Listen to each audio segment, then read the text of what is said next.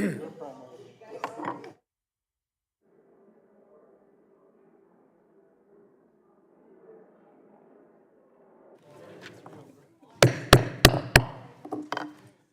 morning. The subcommittee will come to order, and the chair recognizes himself for an opening statement. Good morning, and welcome to today's oversight hearing of the Federal Communications Commission. This is the third time we've had the FCC before us as Congress, and I'm pleased that we are maintaining a cadence of consistent oversight hearings. I want to first, by starting again, to once again offer our condolences to the chairwoman for the loss and passing of your father. We hope that your memories of him have helped you cope during this very difficult time. And although we can disagree on policy, we can come together to share each other's grief. So on behalf of the committee, once again, we're very sorry on his passing.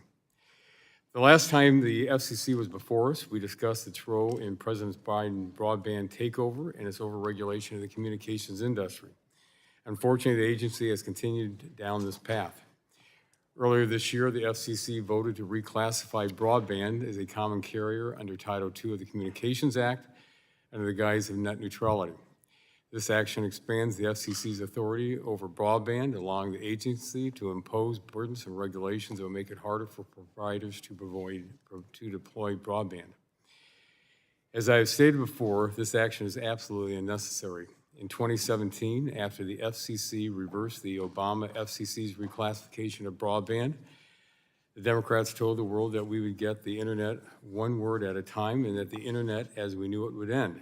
As we all know, none of these true fears came true. In fact, the day that after the order was going in on rescinding it, I asked my office to keep track of how many of my constituents called in after repeal to say they'd lost their internet, and I received 0 calls. Instead, broadband networks thrive because of increased investment by private companies that has led to higher speeds and lower prices. Indeed, our networks survived the ultimate test when they withstood increased usage as a result of the COVID-19 pandemic, when almost every aspect of everyday life went online. Contrast what happened in the United States to what happened in Europe, where regulators had to ask websites like YouTube and Netflix to throttle and degrade services to withstand the increased demand. At our last hearing, the chairwoman attributed our success to states enacting their own net neutrality policies, but that can be further from the truth.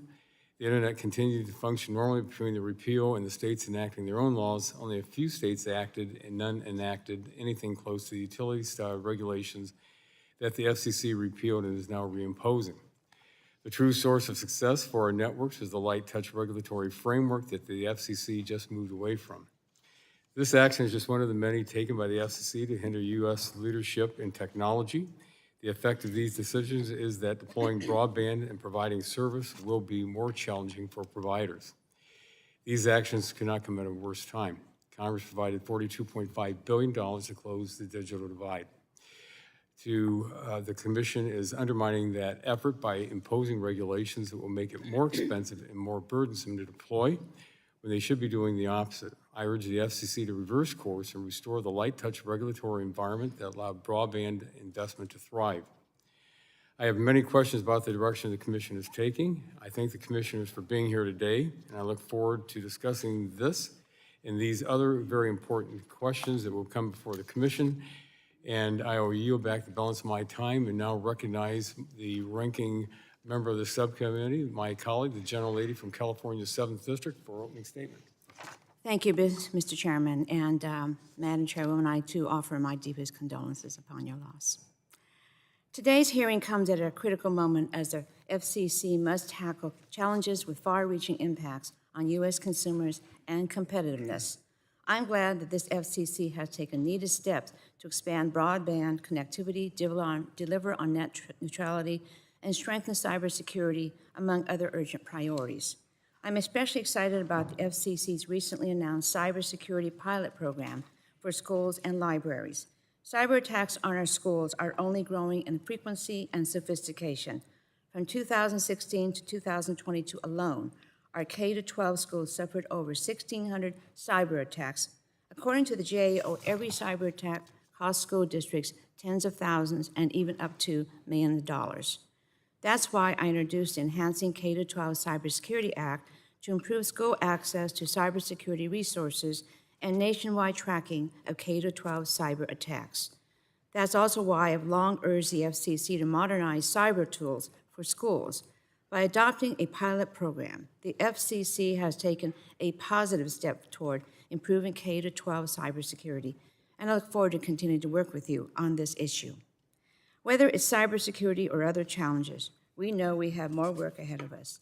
As a subcommittee, we should be building up the FCC's ability to protect consumers and oversee our networks. The stakes are simply too high for Congress to undermine the FCC's progress. That's why this subcommittee and Congress must push forward on the unfinished work before us and fully empower the FCC to do its job. First, millions of American families are counting on Congress to keep them connected. Yet, as of last month, the Affordable Connectivity Program ran out of funds. That means more than 23 million households nationwide have lost the support they need to access affordable, high-quality broadband. The end of the ACP puts our low-income families at risk. According to an FCC survey, over 2/3 of ACP households reported having inconsistent or zero connectivity before ACP. We can't afford to take a leap backwards and request to close the digital divide. That is why I and more than half of the House support the ACP Extension Act. Similarly, we can't afford to leave unsecured Chinese gear in our communications networks. Congress must resolve the funding shortfall for the Rip and Replace program to ensure we can remove every piece of vulnerable equipment from American networks. Earlier this month, the FCC reported that nearly 40% of Rip and Replace funding recipients said they can't finish replacement work without full funding for the program. These providers are at risk of shutting down their networks or withdrawing from the Rip and Replace program. This is unacceptable. We must act to curb this risk to our consumers and national security. I'm committed to keeping ACP and Rip and Replace funded. Let's work together to ensure these critical bipartisan programs do not fall by the wayside. And finally, I want to briefly discuss another urgent matter, renewing the FCC Spectrum Auction Authority. I know I'm not the only member of the subcommittee frustrated by how, and more than a year later, the FCC is still hamstringed in its ability to drive innovation through a healthy spectrum pipeline.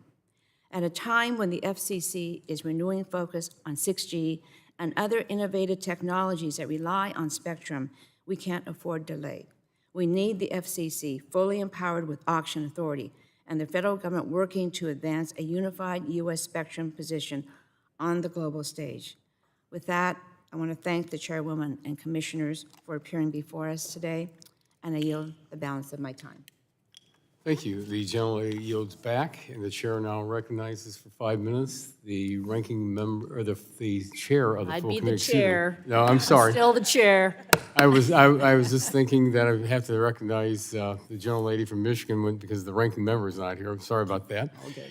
But the chair of the full committee, the gentlelady from Washington, for 5 minutes. Good morning. Thank you, Chairman Latta, Chairwoman, Commissioners. Welcome back. Bridging the digital divide is one of this committee's top priorities, and it is the FTC's statutory responsibility to assist us in that effort. But unfortunately, the FCC has been failing in its mission. The Commission's recent action to reclassify broadband internet access as a public utility under Title II of the Communications Act, as well as the agency's broad rules on digital discrimination, have undermined our efforts to ensure every American has access to broadband. This could not come at a worse time. We're on the verge of closing the digital divide. Congress has dedicated billions of dollars to achieve this effort, including $42 billion for the Broadband Equity Access and Deployment Program at the National Telecommunications and Information Agency. Those efforts are undercut when the Commission then places heavy-handed regulations and micromanages providers, making it harder to encourage participation in these programs, to deploy and operate new networks and get more people connected. As has already been proven once, Title II is a solution in search of a problem. It's a century-old framework designed to address telephone monopolies, whereas today's broadband marketplace is incredibly competitive. these regulations will hurt consumers most, resulting in higher prices and slower internet speeds.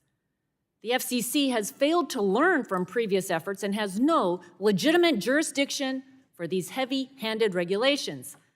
The talking points that these regulations protect consumers from harmful ISP practices are not rooted in fact and have already been disproven once by the incredible performance of our networks, especially in the wake of the COVID-19 pandemic.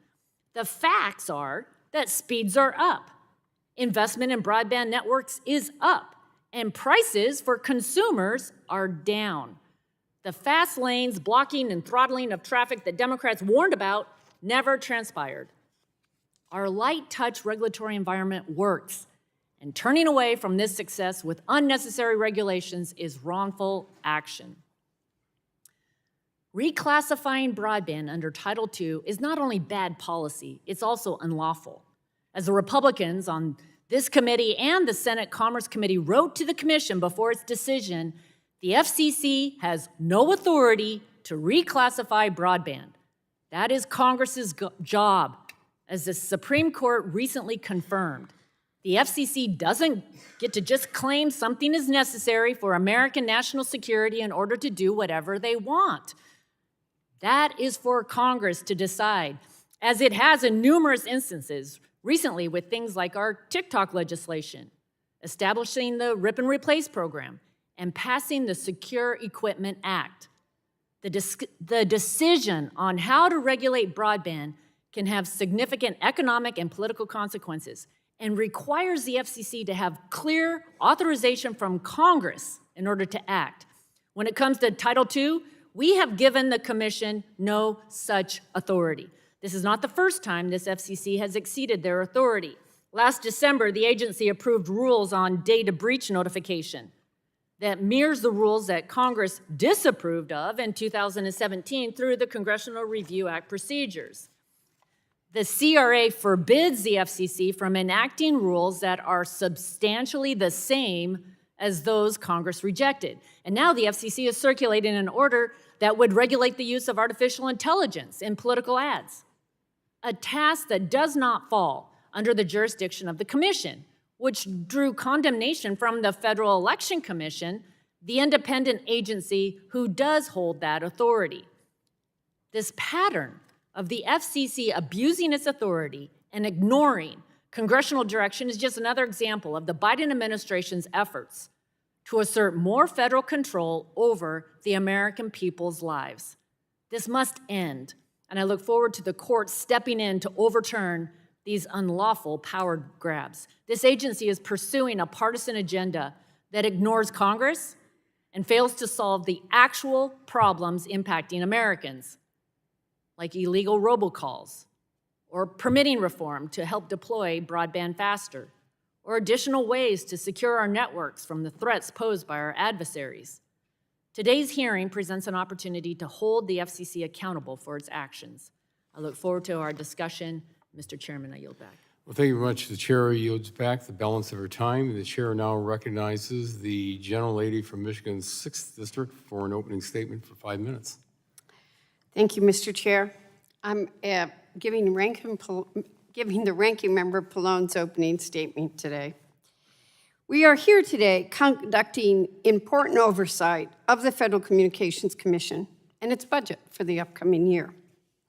We commend the FCC under the leadership of Chairwoman Rosenworcel for putting the American people at the heart of every decision it has made over the last 3 years. The FCC has consistently prioritized work to protect consumers, promote public safety, and enhance national security in our communications sector, leading the way towards a digital future that is safe and secure for all Americans.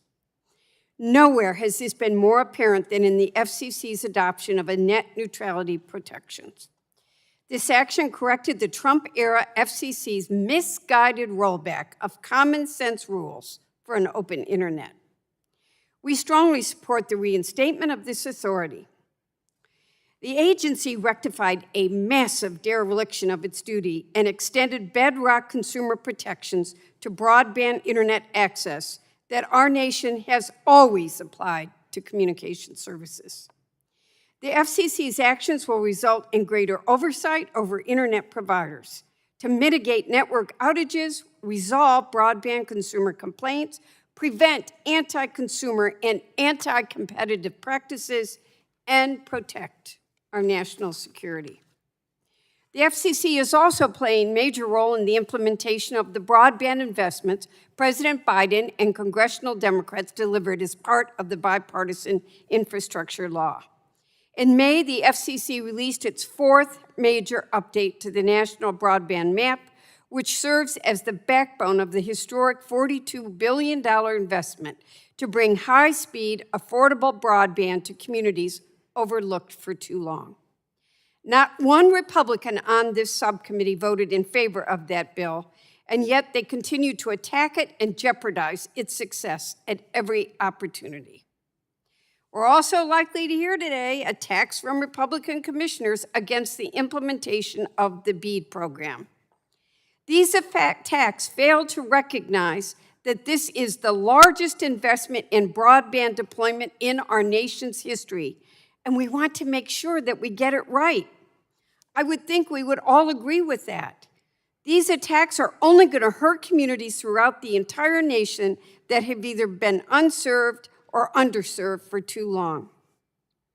As part of the bipartisan infrastructure law, we also created the Affordable Connectivity Program, which has made broadband more affordable for 23 million American families. I commend the FCC for successfully implementing this program and working to get eligible families signed up. Unfortunately, House Republican leadership allowed the program to lapse last month, leaving all of these families with the very difficult decision of paying higher internet bills every month, and many of them can't afford it. Pure and simple, can't afford it, or they lose the service altogether. Extending the popular Affordable Connectivity Program should be something that Democrats and Republicans can agree on.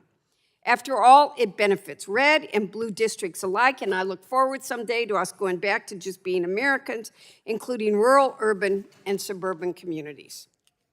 I would also like to commend the chairwoman for recently proposing that any political ads containing content generated using artificial intelligence must disclose that fact. This proposed requirement will help viewers better understand how political campaigns are attempting to influence them. We appreciate the chairwoman's efforts on this subject and will continue to support efforts to increase transparency around campaign ads and the use of AI. Finally, there is increasing concern about extreme Republican efforts to destroy agencies like the FCC and the important role it plays on behalf of the public in overseeing critical services like our communication networks. These Republican attacks against our federal agencies would be devastating for consumers and would only help powerful companies to increase their profits even more.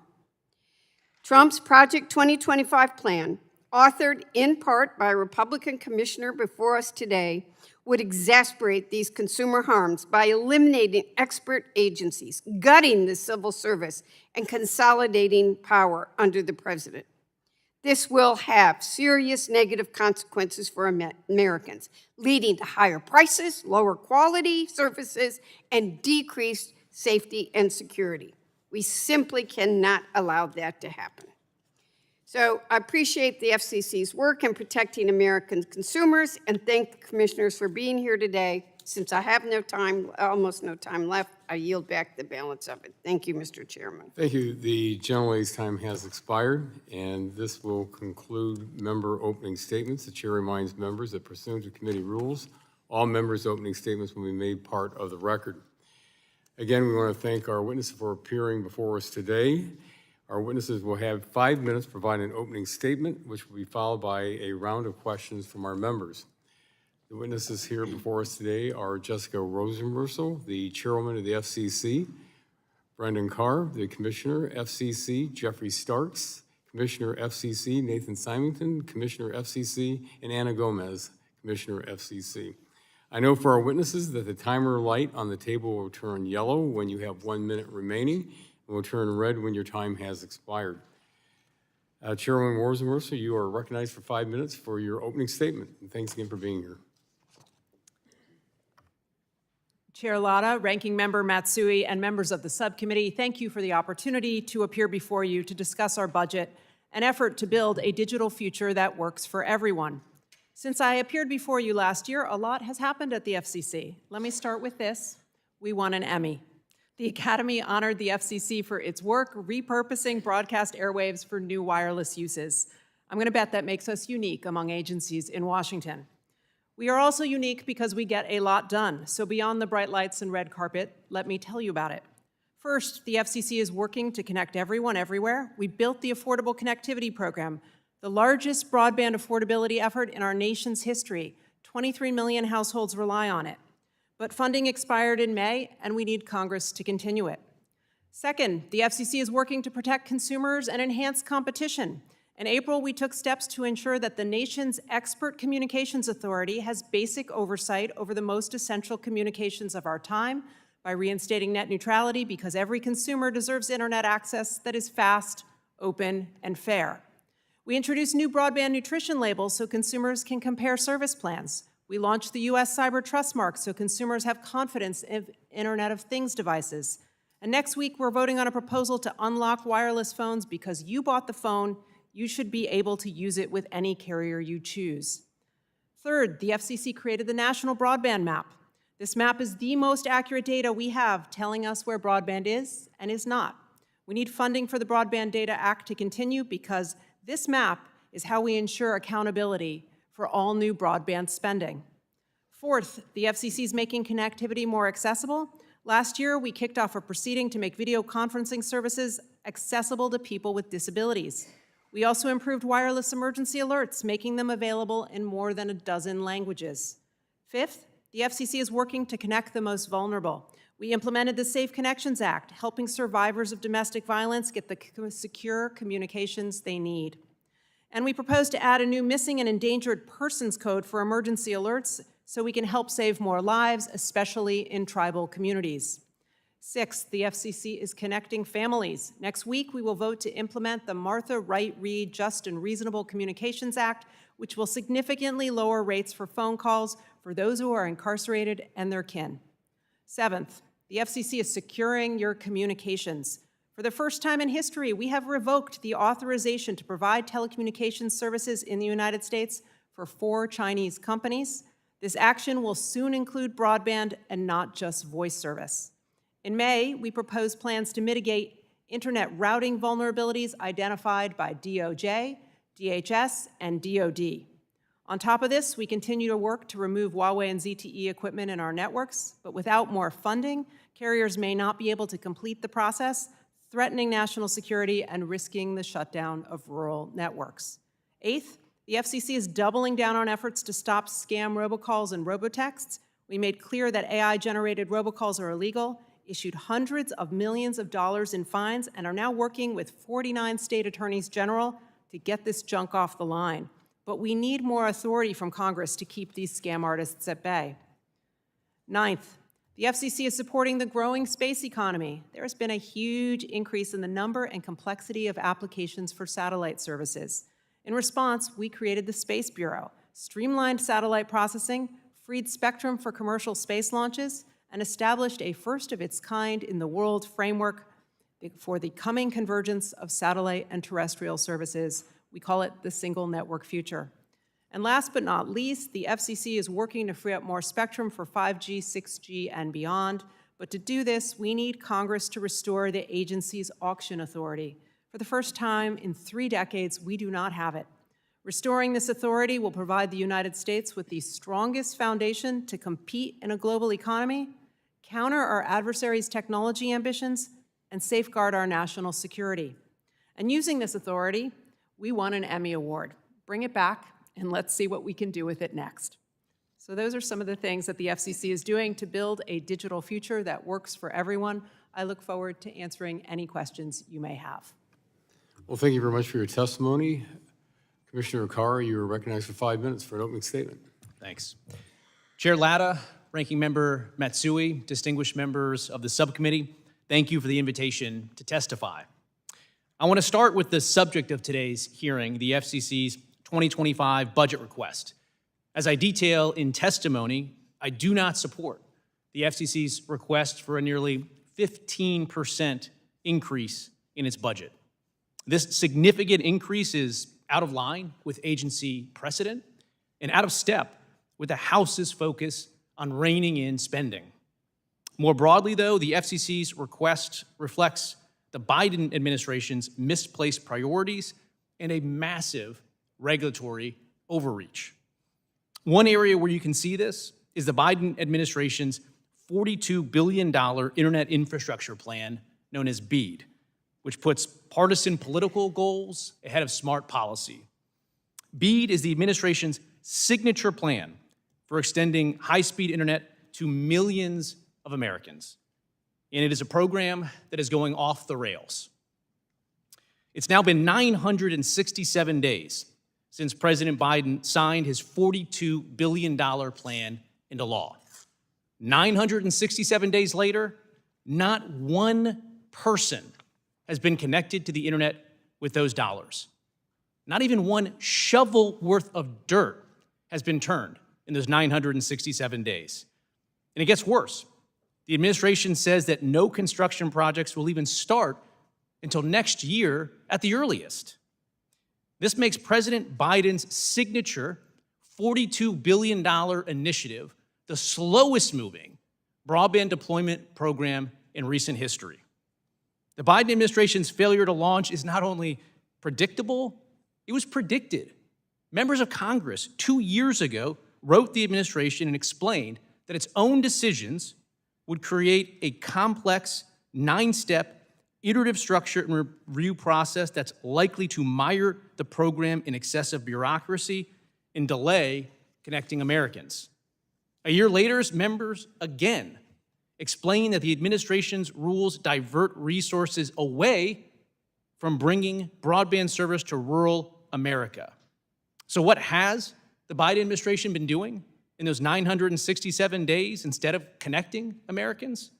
It's been layering on red tape and advancing a wish list of progressive policy goals. The administration is using this program to pursue a climate change agenda, DEI requirements, technology biases, price controls, and preferences for government-run networks. None of this has to do with quickly connecting Americans. Now, that's not to say that there aren't broadband builds underway today with dollars the Biden administration has made available. But those other initiatives have their own sets of problems, from lack of coordination to spending dollars on the penny. One example, in 2020, the FCC secured a commitment from Starlink to provide high-speed internet to over 640,000 locations for about $1,300 per location in federal support. But the government revoked that award in 2022. The Biden administration is now spending orders of magnitude more in federal taxpayer dollars to connect locations through its own initiatives. The administration's $42 billion BEAD initiative isn't the only instance of regulatory overreach that merits this subcommittee's attention. There are a growing set of FCC decisions that plainly deviate from the laws you here in Congress have passed. The Supreme Court's decision in Loper-Bright only underscores the need for the FCC to change course in a very fundamental way. That should start with the FCC abandoning its unlawful plan to regulate political speech on the eve of a national election. This effort, which echoes a DNC-backed initiative at the FEC, would impose new regulations on AI-generated political speech just before voters hit the ballot boxes this fall. I oppose it. The FCC should also withdraw its decision to vote on a Wi-Fi hotspot order, as well as its proposal to regulate bulk billing, which could only raise prices for Americans that live in apartments, condos, and public housing. At bottom, the FCC needs to get back to our core mission, closing the digital divide. That means freeing up spectrum and modernizing our infrastructure rules. It's time to correct course. In closing, I want to thank you again for the opportunity to testify. I look forward to your questions. Thank you very much. Commissioner Stark, you're recognized for 5 minutes. Thank you. Thank you, Chairman Latta, Ranking Member Matsui, members of the subcommittee. Thank you for the opportunity to appear before you here today. One of my highest priorities as a commissioner has been to connect all Americans everywhere to high-quality broadband, regardless of where they live or how much money that they make. And on this front, I cannot overstate the importance of the Affordable Connectivity Program. For the over 23 million American households that relied on this program, it offered them a critical opportunity to get and stay connected. I think about Paul, a senior that I met in Illinois in February. He told me that his internet connection was, quote, like air. And that is the reality of how vital broadband is to Americans today. I think about Ron, a veteran who utilized his internet connection to contact the VA hospitals to set up medical appointments. More importantly, to attend virtual meetings where he said he could share his experience with PTSD to help empower other veterans like himself. I think about my visit to Fort Wayne, Indiana, and about the families that I heard from there who relied on ACP to keep their children from falling behind in school. I remember my friend Deborah, who asked me if she was going to have to eat less food when ACP went away because she would still need the internet. It was her link to her family and to her church that was otherwise many hours away.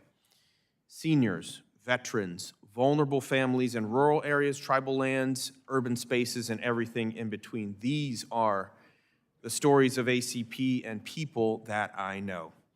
So let me be clear. ACP is the most effective program we've had in helping low-income Americans get online and stay connected. In fact, in my opinion, it's been the most successful program ever in our decades-long bipartisan effort to solve the digital divide. We have made real progress in closing that digital divide through ACP, and we cannot afford to let it slide backwards. And so I look forward to working with those of you on this committee as you reconsider funding this critical program.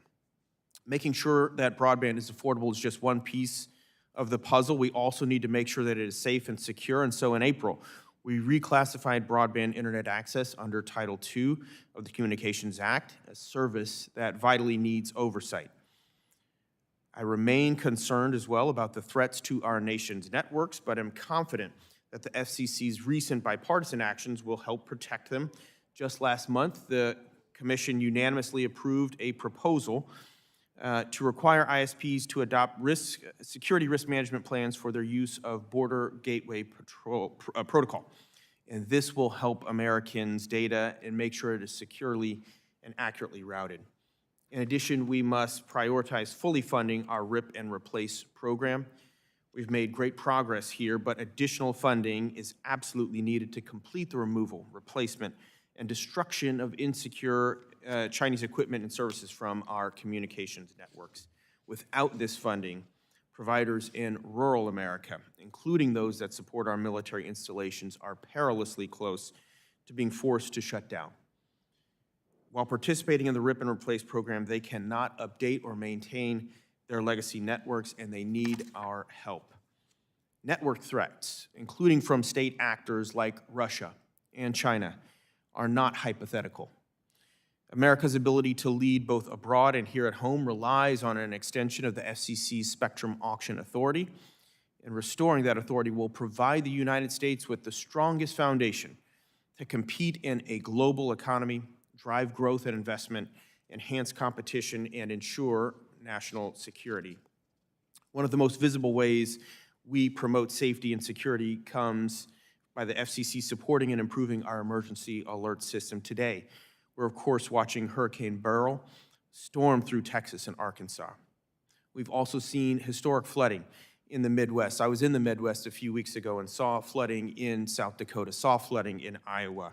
It is essential that Americans receive, understand, and act upon emergency alerts immediately, and that's why we're requiring wireless providers to support alerts in over a dozen languages.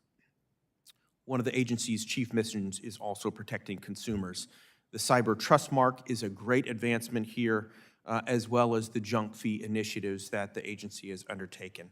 Thank you for the opportunity to discuss these and more. I look forward to your questions. Thank you for your testimony. And Commissioner Simington, you are recognized for 5 minutes for your opening statement. Thank you. Chairman Latta, Ranking Member Matsui, and, let's see if this is better, sorry. Chairman Latta, Ranking Member Matsui, and distinguished members of the subcommittee, it is a privilege to appear before you today. Today, I would like to address what I believe is one of the most pressing priorities for the Commission, securing wireless and Internet of Things devices in the face of the accelerating move from a single internet and technology market toward one fragmented along national borders due to concerns about digital sovereignty, specifically threats to the United States from China.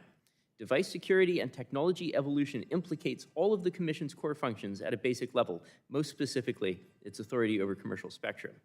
However, before I highlight these concerns, I must again express my frustration with the direction that the Commission has taken in dedicating its limited resources to implementation of partisan, unnecessary, and burdensome policy frameworks, like the Title II broadband and digital discrimination regulatory regimes.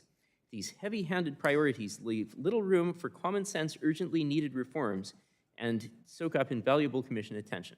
Such reforms include not only a comprehensive framework for securing our networks from foreign threats, which I will address in detail, but also a universal service fund contributions overhaul and a continued focus on space leadership.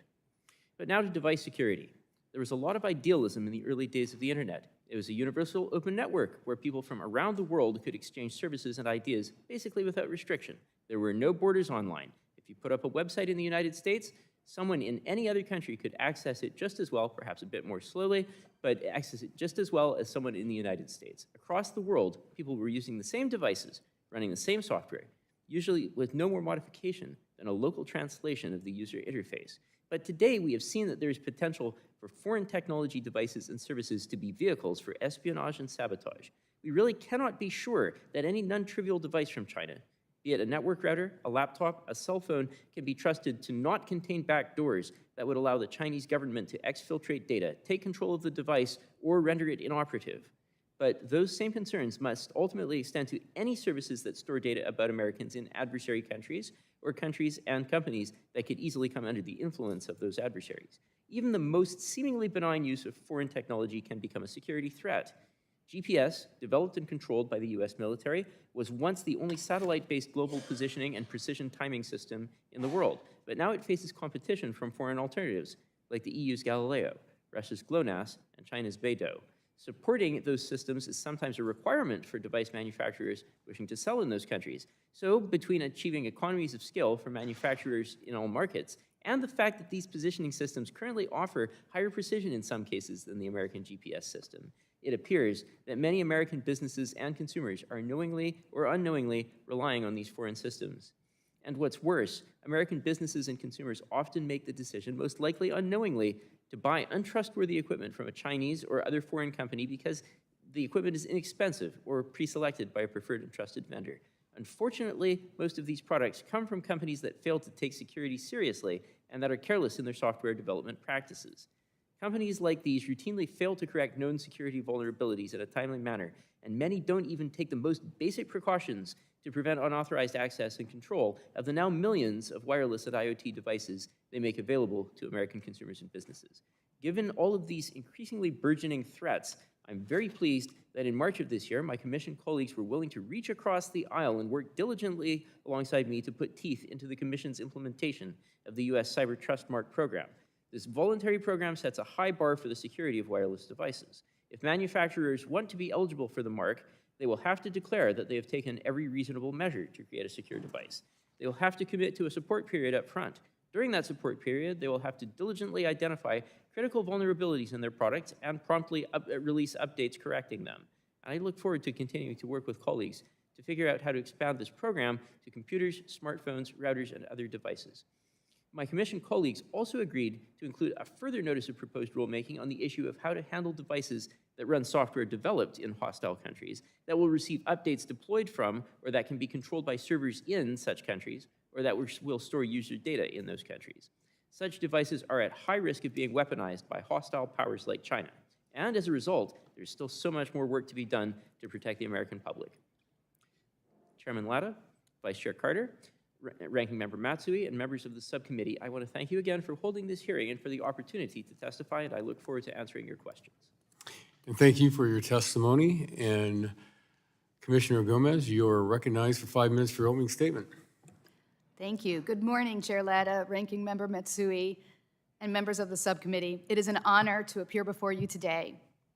In the past 9 months, I've had the privilege of traveling across the country to meet with consumers, industry leaders, advocacy groups, and local elected officials.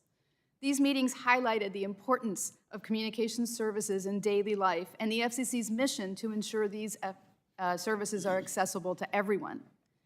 We know that high-speed internet service is no longer a luxury, but a necessity. During a visit to the Orlando Veterans Affairs Medical Center, I learned that 80% of medical treatments veterans use for recovery requires a broadband connection. A veteran from Paralyzed Veterans of America told me that connectivity is essential for veterans, particularly veterans with disabilities, to obtain health care, job opportunities, and VA benefits.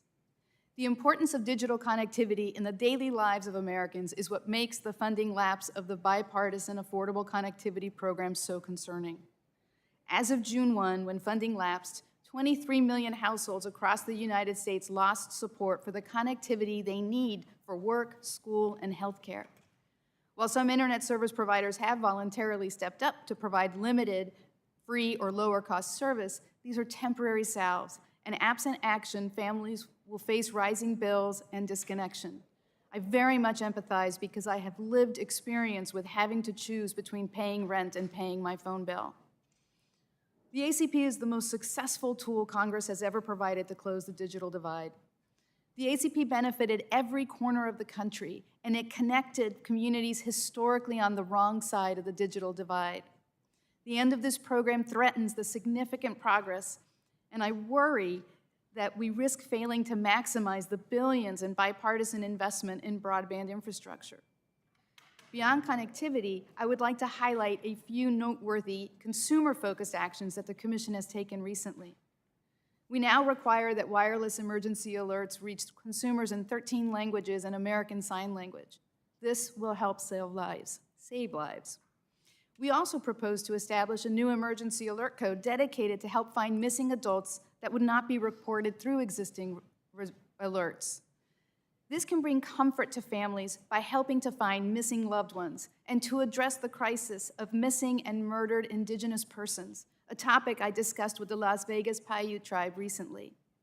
We've also implemented Congress's direction in the Safe Connections Act by requiring mobile phone providers to separate the line of a domestic abuse survivor from that of their abuser.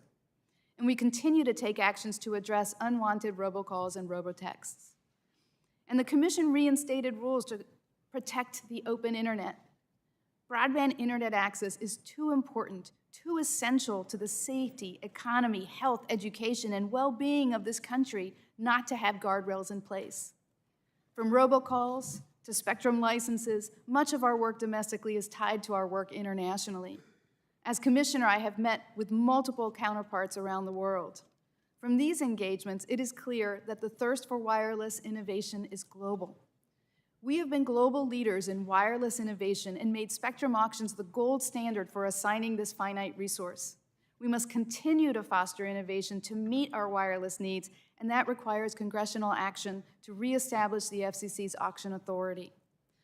The conversations I've had over the last 9 months have given me a greater appreciation for the critical role the Commission plays in the lives of Americans. I want to read you a message I received from a young mother. I am writing to you as a mother of two that really depends on having internet on the ACP to be able to work, to find work, and to educate them. I know it's asking a lot for you to consider keeping this and try to find funding for it. I don't have much to my name. Everything I have is negative standings right now.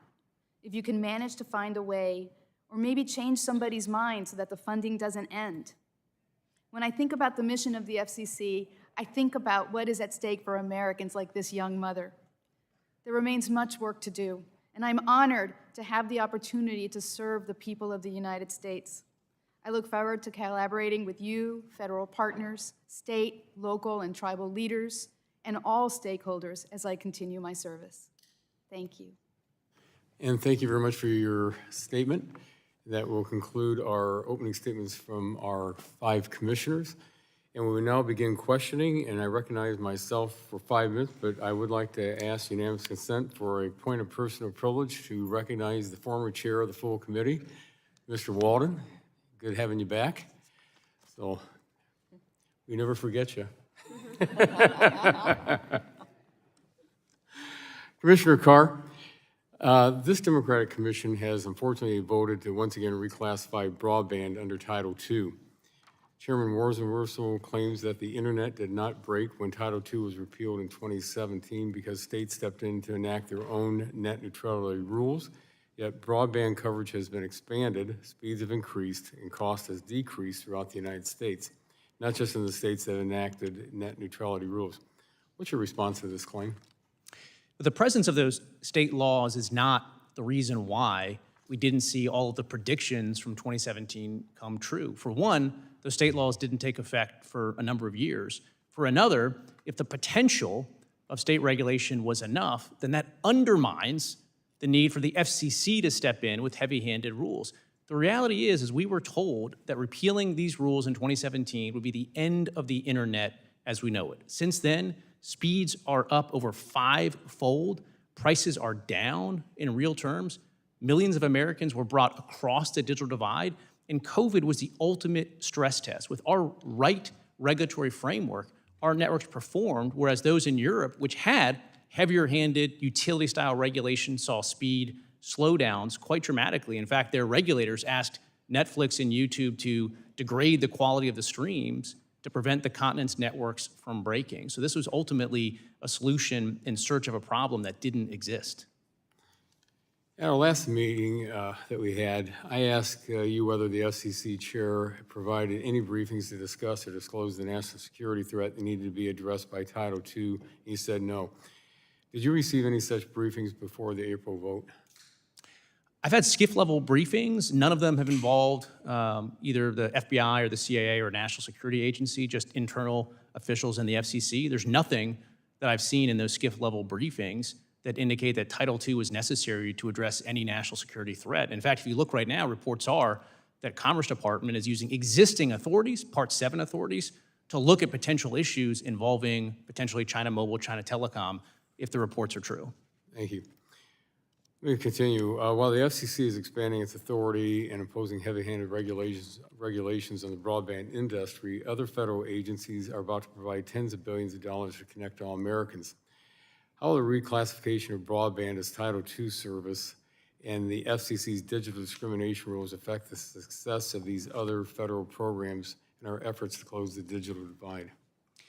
This regulatory onslaught from Washington is simply increasing the costs artificially of America's broadband builders that are trying to bridge the digital divide. It is a headwind, not a tailwind. How do we know this? At the very last second in our digital equity proceeding, the Biden administration secured an exemption for its own signature $42 billion BEAD program, which I take as evidence that those heavy-handed regulations are going to make it harder for broadband initiatives to succeed. Well, is this the right time to impose these regulations? I'm sorry. Is this the right time to impose these regulations? Right now, broadband builders are seeing a massive spike in their costs, everything from supply chain issues to just purchasing pickup trucks to do the actual building. And so right now, we need to be focused on eliminating artificial costs. That means streamlining permitting, which we're not doing. That means pushing more spectrum out there that we're not doing. But this regulatory onslaught from Washington is only just further increasing costs in an already inflationary environment. So we are a headwind right now to these efforts. Well, Commissioner Simington, do you agree with that? Yes. Thank you. I'm part of a bipartisan, bicameral Universal Service Fund working group that is looking to reform the USF so that its programs and funding reflect our country's needs moving forward. Commissioner Carr, what reforms do you think Congress needs to make to the USF and to the programs it supports? Well, thanks, Chairman, for your leadership on this. You know, when it comes to universal service, I'm reminded of an old saying from President Reagan that the government oftentimes is like an infant, an insatiable appetite on one end and no sense of responsibility on the other. Right now, the FCC continues to expand our USF initiative in an unlawful way, in my view, including a vote later this month to fund hotspots from schools and libraries. So the first thing we need to do is stick with the statutory terms and not expand the Universal Service Program right now without taking on any responsibility for the fact that the cost of this is being borne by the monthly bills of Americans, and that cost keeps going up and up. And so I want to commend you for your work. Again, the FCC should stop expanding it, and we should take a hard look at how we can put this program on firmer, sounder financial footing. Well, thank you. My time's expired, and I yield back, and the chair recognizes the ranking member of the subcommittee, the gentlelady from California, for 5 minutes for questions. Thank you, Mr. Chairman. America's leadership in spectrum policy fuels technological innovation from Wi-Fi to satellite and advanced wireless networks. However, the FCC Spectrum Auction Authority lapsed over a year ago, undermining America's ability to bring new spectrum to market and advance its spectrum policies in global negotiations. Commissioner Gomez, how is the continued lack of Spectrum Auction Authority impacting our international leadership and the ability of American companies to drive innovation? Thank you for that question, Ranking Member Matsui. The lack of having our Spectrum Authority is absolutely putting us behind in terms of being able to advance our U.S. competitiveness, our global competitiveness in wireless innovation. For a variety of reasons, not the least of which is that we cannot currently auction spectrum, but we also can't plan for future auctions. We need that authority in order to be able to take the many steps in advance of an auction in order to be able to initiate an auction. It also affects our innovators in equipment manufacturing because they too need certainty to know how they should manufacture equipment, develop equipment based on services that we're going to be auctioning. Thank you. We talked about a forwarding connectivity program, the ACP, many times.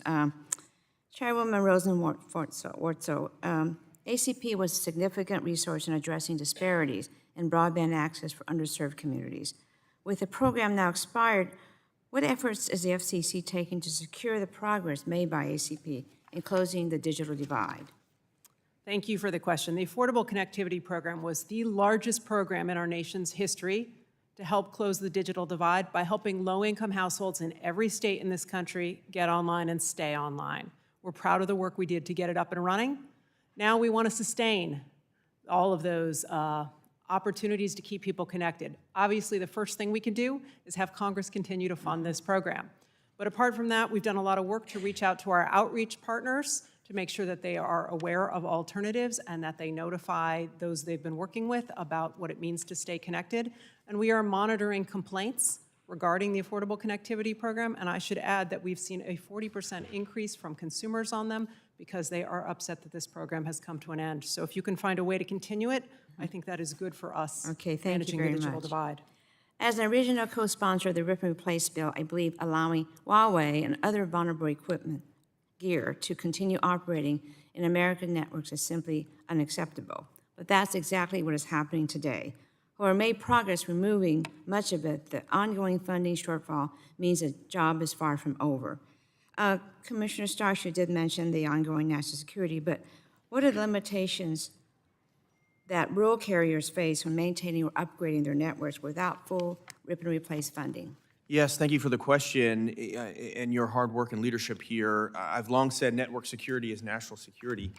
With our providers receiving only 40 cents on the dollar, 14 out of 126 applicants have only completed their rip and replace work. Okay. And so what that really means is that those that are near military installations, we still have vulnerabilities there. Some of these are the only providers in rural areas, so we absolutely need to finish the job. Okay, thank you. Robocalls. Those are sort of the bane of our existence, I think. But predatory robocalls and texts threaten consumer privacy and financial well-being. In 2022 alone, the FTC reported more than $1.13 billion in financial losses to consumers from scam phone calls and texts. And that's why I introduced the Stop Scams and Spam Act to expose the worst illegal robocall and robotext campaigns, and why I introduced the FCC Legal Enforcement Act to further crack down on criminal robocallers.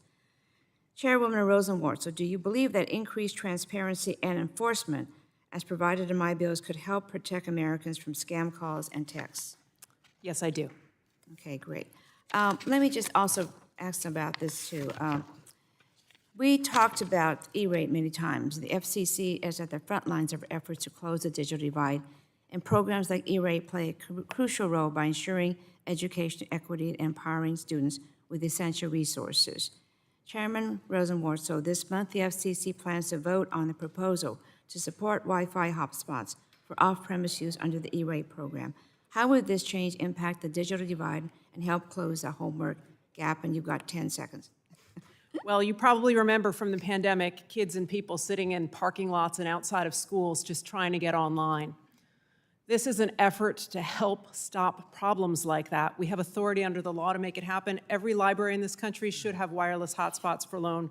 We can make that baseline in the United States, and we should. Okay, thank you very much. The gentlelady yields back the balance of her time, and the chair now recognizes the gentleman from Georgia's 1st District, 5 minutes for questions. Thank you, Mr. Chairman, and thank all of you for being here today. We appreciate your presence. Commissioner Carr, I want to ask you, I understand that the courts upheld the FCC's previous rules to streamline the broadband permitting process under Chevron. Now that the Supreme Court has overturned that decision, how important is it that Congress act to codify those provisions? Thanks, Congressman, for your leadership on this. I think the legislation that you've been leading on, the American Broadband Deployment Act, would codify a lot of really smart ideas that would turn things around in this country and make sure that we can start actually building out broadband in a cost-effective way. So I think, particularly in light of Chevron, as you noted, having Congress step in with clear authorization for this can only help. Commissioner Simington, would you comment on that as well?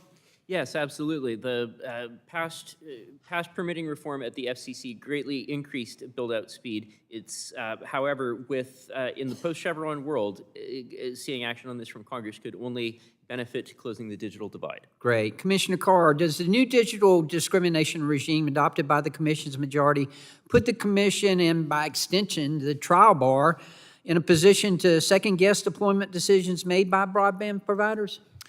Yeah, this provision was a one-page provision of law tucked into a 1,000-page bill.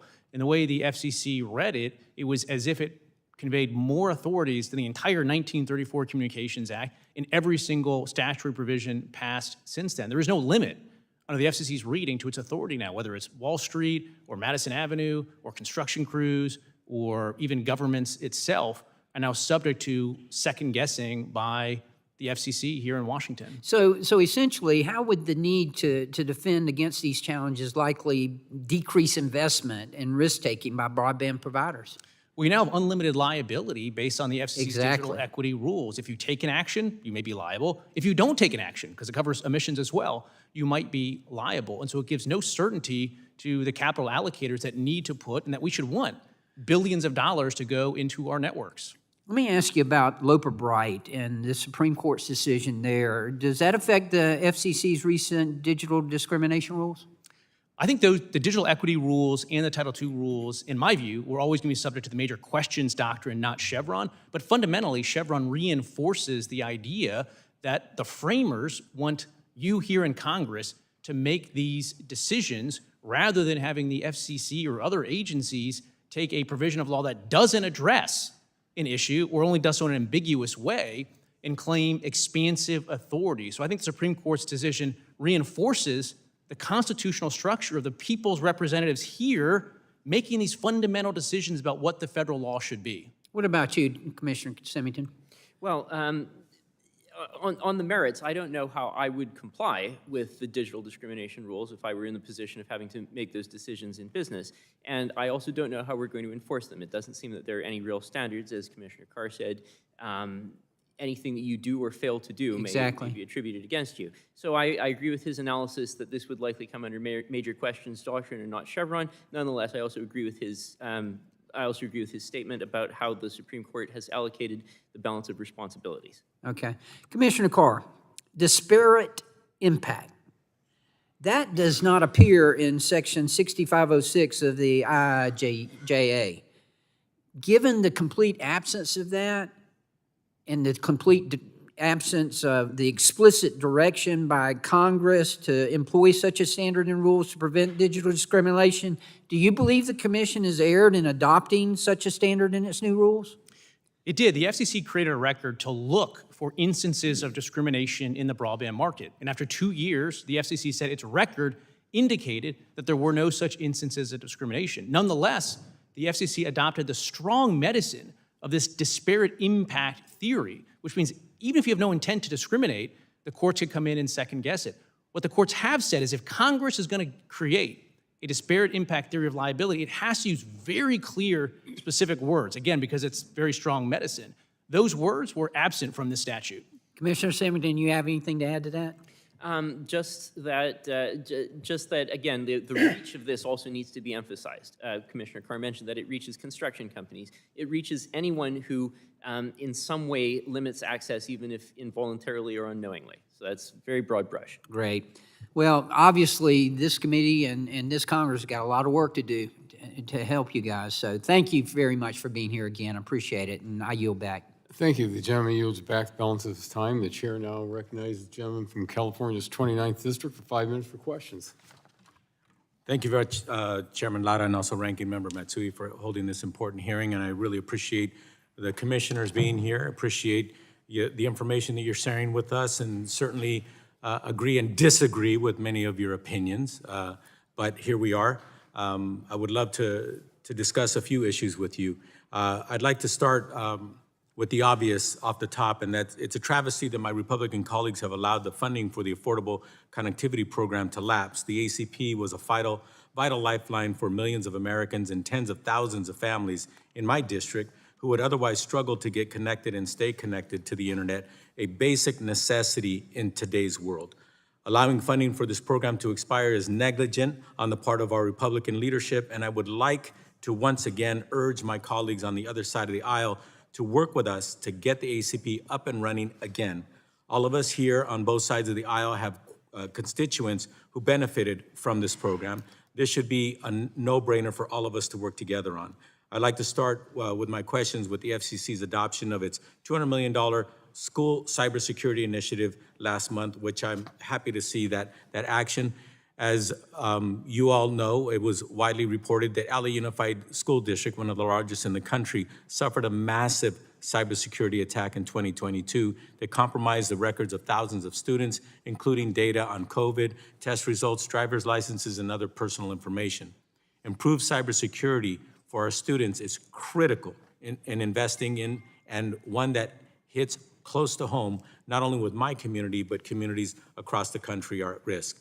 Chairwoman Rosenworcel, what are the Commission's goals for this program, and what would success look like? Thank you so much. As you know, cyber attacks are reaching school districts across the country, big districts like in Los Angeles and small ones like St. Landry Parish in Louisiana. And restoring the networks for learning can take anywhere from 3 days to 3 months.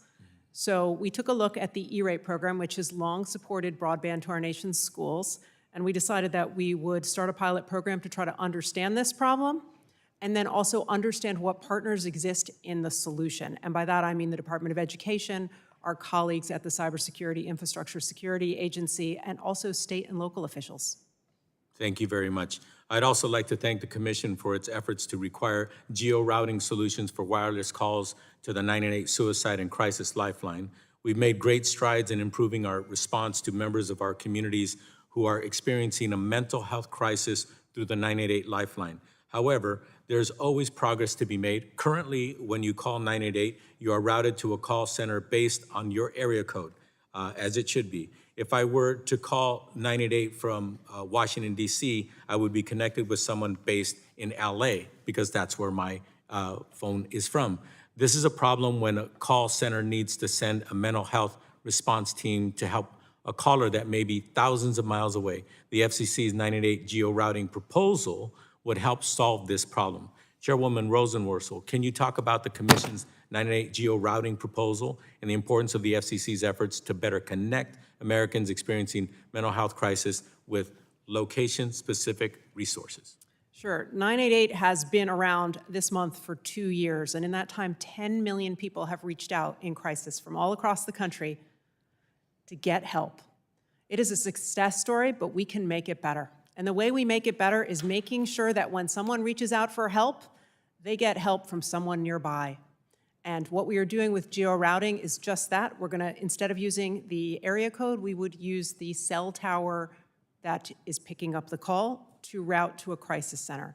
We've sent letters to carriers, we've done some testing, and we started a rulemaking to make sure we have technical standards.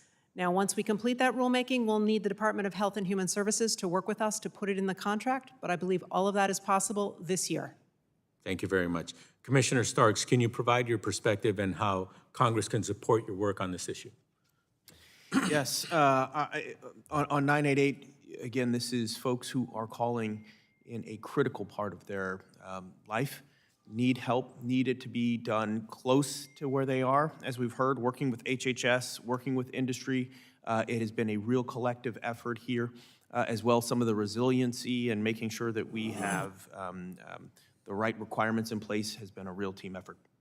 Thank you very much. 988 has yet to become as common around the country as 911, but it is moving forward fluidly and as it should. And I really appreciate the efforts that the FCC has done. This is life-saving work, and that is critical. And I think that is one of the main reasons why we all run for office, to make sure that our Americans are safe in every situation with every possibility. With my time has expired, Mr. Chairman, I yield back. Thank you. The gentleman's time has expired. The chair now recognizes the gentleman from Utah for 5 minutes for questions. Thank you, Mr. Chairman.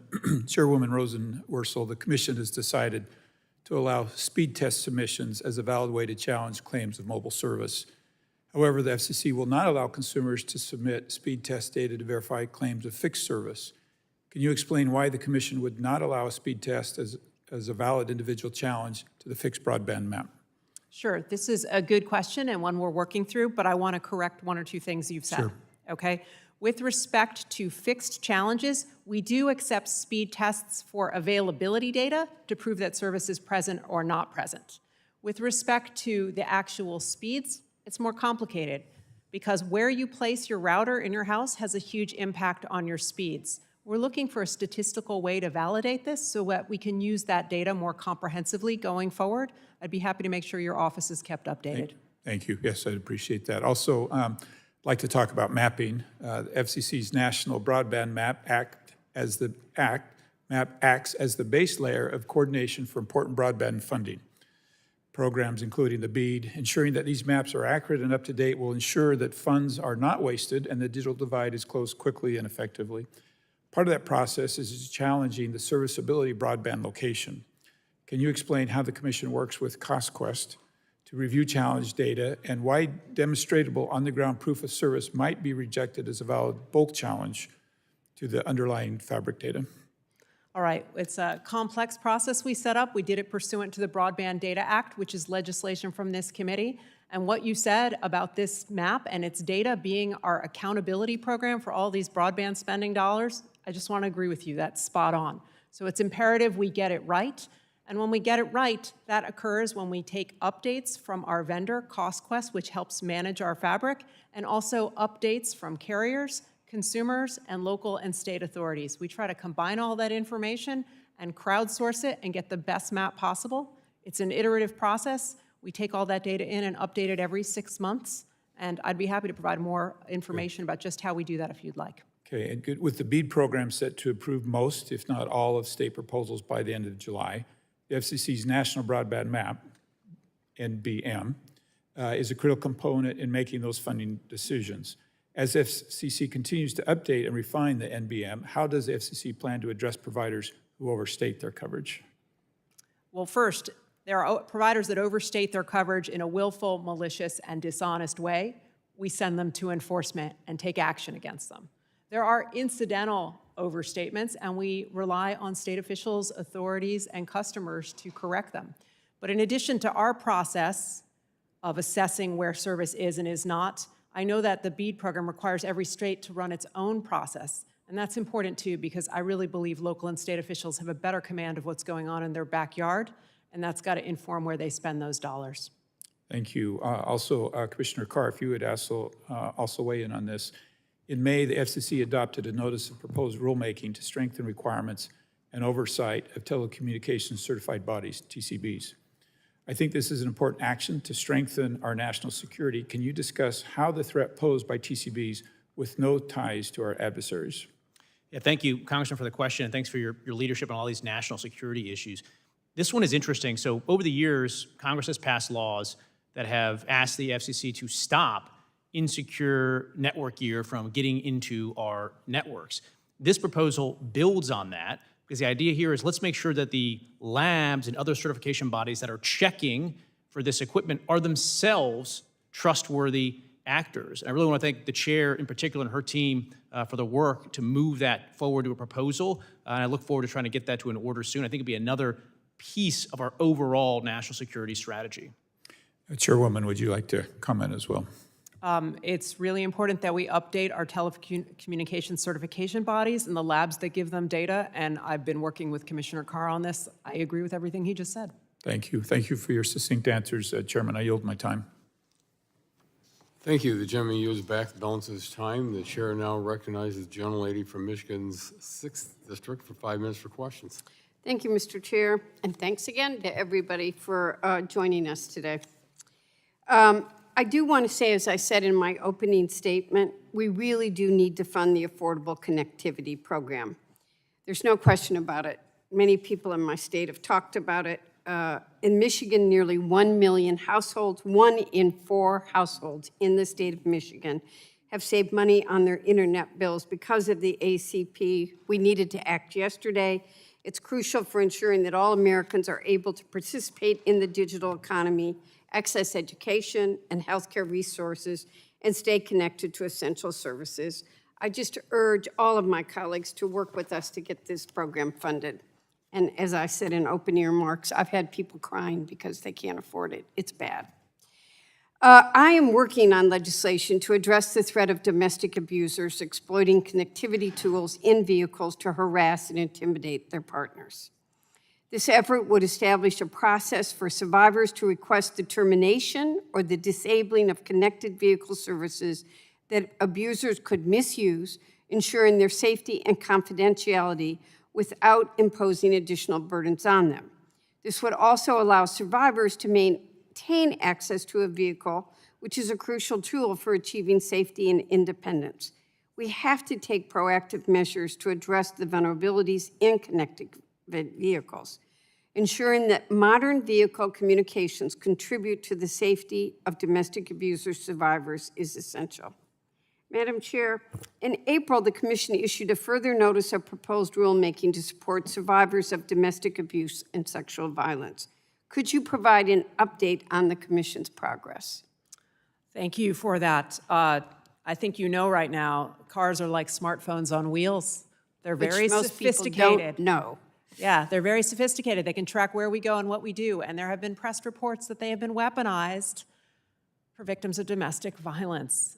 We can fix this. It is within our power. Congress already directed us with the Safe Connections Act to make survivors of domestic violence have more secure communications. We've got to apply similar policies to our vehicles. So I appreciate what you're working on. I'll make sure that what we do at the FCC, we coordinate with you so that we can work in lockstep to solve this problem. I really want to do that, and we will be introducing bipartisan legislation on this because by allowing individuals to disable or terminate access to connected vehicle services that abusers could exploit, we are going to protect them. That's just pure and simple: dating violence, sexual assault, stalking, and sex trafficking.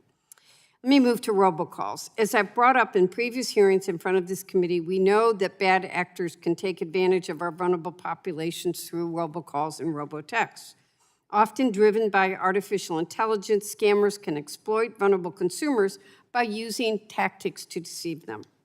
While AI has the power to make it easier for consumers to give information they're looking for, it unfortunately is also used to trick them. I appreciate the work all the Commission's doing on combating robocalls and robotexts, holding these scammers accountable. Again, Madam Chair, what do you most need from Congress to help the FCC stay ahead of the scammers? Would more resources for consumer education help? The answer is yes, but I've got a few things that I think would be really, really helpful. The first is this. It was about 1.5 years ago that the Supreme Court issued an opinion that narrowed the definition of auto dialer under the Telephone Consumer Protection Act. It took huge swaths of these calls out from our oversight. It means we get more junk that is now not accountable. I'd like to work with you on the definition of autodialer, update it so that we can go after more of these bad actors. We also, in the last year and a half, issued $650 million of fines. That's a lot. But every one of those fines I have to turn over to my colleagues at the Department of Justice, and it takes a really long time for them to go enforce them against those scam artists. I would like to have the authority to do it ourselves. And separately, I would like access to data from the Bank Secrecy Act. Increasingly, we are identifying that these scam artists are so sophisticated, they'll set up a company, we find them and shut them down, and they set up something else somewhere else using the same bank accounts. The more that we have access to their financial information, the more we'll be able to shut down large enterprises responsible for this junk. Thank you. I don't have a lot of time left, but would any of the other commissioners like to add to that? Thank you, Council, for your leadership on this. One issue that came to mind, we were talking about the connectivity in vehicles that I've been starting to focus a bit more on is particularly as we see this rush of vehicles coming in from China, when you look at the capacity of connectivity and the surveillance capacity of the information that can be pulled in, I think that's something that merits attention because, again, we're looking at everything from drones to applications to devices themselves. I think we need to continue to scrutinize this issue as well. I'm out of time, so I'll yield back, Mr. Chair, and submit some more questions for the record. Thanks to all of Thank you. you very much. The gentlelady's time has expired. The chair now recognizes the gentleman from Michigan's 5th District for 5 minutes for questions. Thank you, Mr. Chairman, and thanks to the witnesses for being here today. We appreciate you taking this time.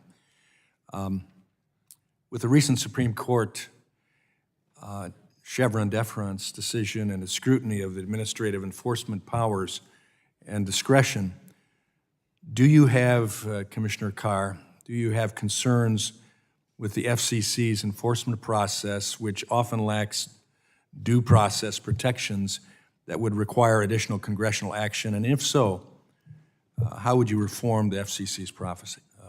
I think there's been a number of Supreme Court cases recently that really require the FCC to think about correcting course.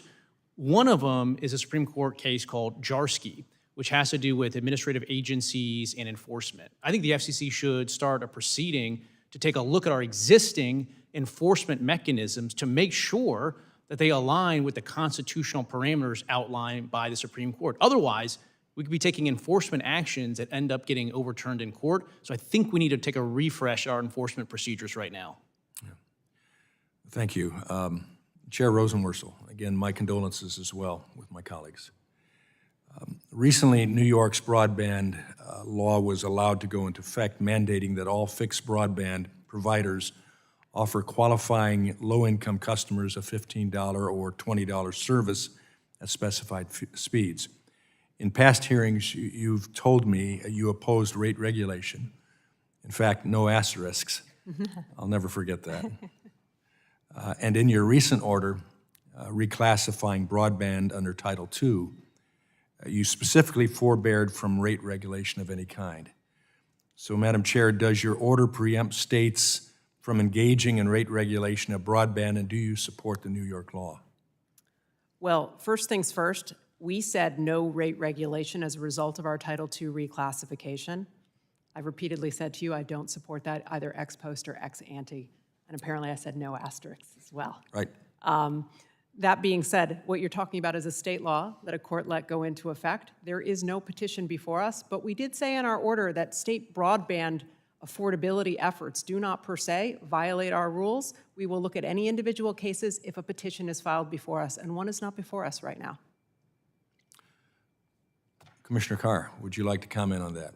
The FCC's Title II decision, regardless of what your view as a policy matter is on that, plainly preempts New York state law. It's true that the FCC said that if a program is labeled as a state broadband affordability, it's not necessarily preempted, but you have to look at the substance. And the substance of the New York law is naked rate regulation, and we should step up and be clear that we don't support rate regulation and that that provision of New York law is preempted by operation of the agency's Title II decision. Well, I'd hope you'd hammer that out as a commission, because frankly, with impunity going against what has been put in place by federal standard, ought to concern us all.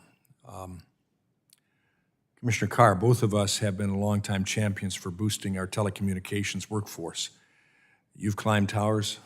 I've offered to climb towers, but nobody wants an old guy to go up, I guess. So we need young people out there. I still hear from providers all the time about their workforce struggles as they try to connect people across my district. Do you have an update on what the telecommunications workforce looks like now and what more can be done, if anything?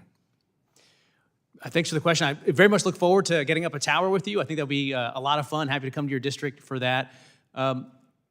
Look, there's billions of dollars, as we've talked about, even putting BEAD to the side, that are going to be rolling out to connect communities, and we are barreling towards a workforce shortage. Again, the $42 billion BEAD dollars haven't hit the ground yet, but when they do, that's going to put a real strain on workforce challenges, and so we need to get ahead of that now.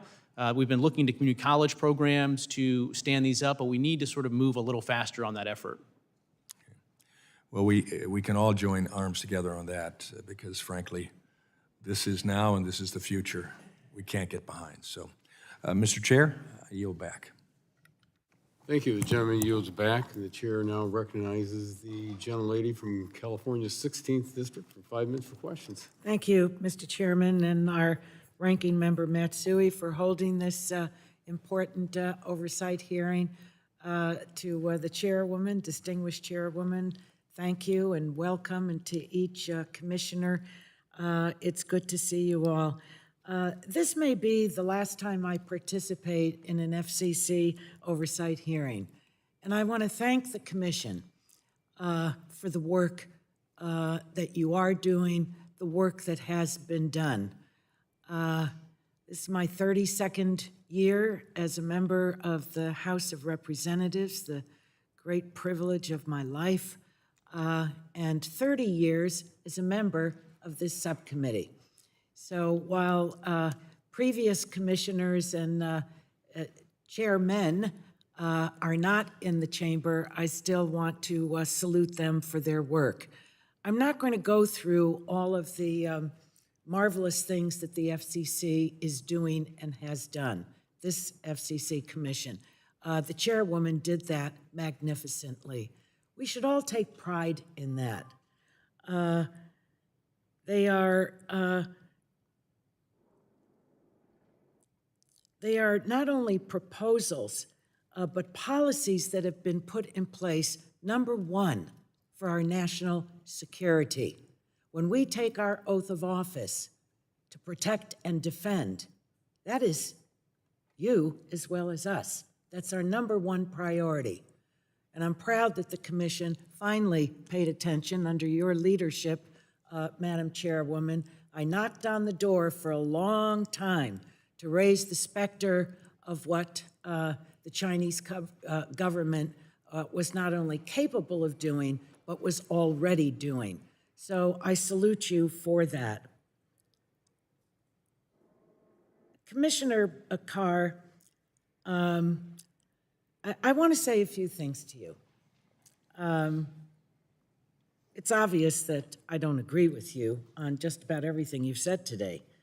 You know, there's an old saying that there are those who know the price of everything, but ignore the cost for those who are affected. I ran for Congress to lift people up, to improve the lives of the American people. And the more American people that are lifted up to share in the dream of this country, the better off we all are. The better off we all are. To disparage the BEAD program and other undertakings of the commission that really look after the working stiffs in this country, I think is just dead wrong. When we push people down, we're hurting ourselves. I think that Commissioner Gomez's testimony of who she has met, who has written to her, is one of the great voices of this country. So I regret that You know, I mean, it was said this morning by the chairwoman of the full committee, really berating the commission, and yet every single Republican of this subcommittee and full committee voted against expanding broadband in our country. When I say I served here, I have served on this subcommittee for 30 years. For over 20 of those years, Republicans and Democrats were wringing their hands to not only have a map, but that we invest in it. And then when it came time for that to be the dream come true for our country, no. Is that hypocrisy? I don't know what it is. The one thing I know what it is that I think it's very wrong. Very wrong. Our country is made up of extraordinary, ordinary people. Extraordinary, ordinary people. And when our policies stray from that, we stray away from the core of what this democracy is all about. So I hope that, let me just give Chairwoman Rosenworcel a moment to accuse the, Commissioner Carr accused the FCC of unjustly revoking a contract with Starlink to provide broadband to over 600,000 homes. Do you want to address that? Sure. First, you've been a formidable voice on this committee, and I'm grateful for the role model you've made, making clear that women can speak up without apology. With respect to what you were speaking about earlier, the last administration made distribution decisions under our rural universal service program 2 weeks before an election. I inherited those decisions. We did a full financial and technical review of every preliminary winning bidder. We found about a dozen of them did not meet financial or technical marks. If the gentlelady could Just finish one up, second. because One of them was a gentlelady's time satellite has expired. service because they couldn't consistently meet upload and downlink speeds. In addition, the company you're mentioning had 6,500 census The, blocks gentlelady's time that has were already expired. The served gentlelady's or time traffic has medians expired. or airports The or question can be downtown taken to Chicago. a QFR. We asked them to take those service out. They refused. Thank you. Thank you. I yield back. The chair now recognizes the gentleman from Pennsylvania's 13th District for 5 minutes for questions. Thank you, Chairman Lada and Ranking Member Matsui, for holding this oversight hearing. I also appreciate the chairman and all the commissioners for taking time to testify today. Pennsylvania's 13th congressional district, as I've emphasized to you in the past, is incredibly rural. It has hills and hollers, nooks and crannies, surrounded by mountains. I appreciate the efforts that the FCC has taken so far to focus on connecting all Americans, specifically the constituents of Pennsylvania 13.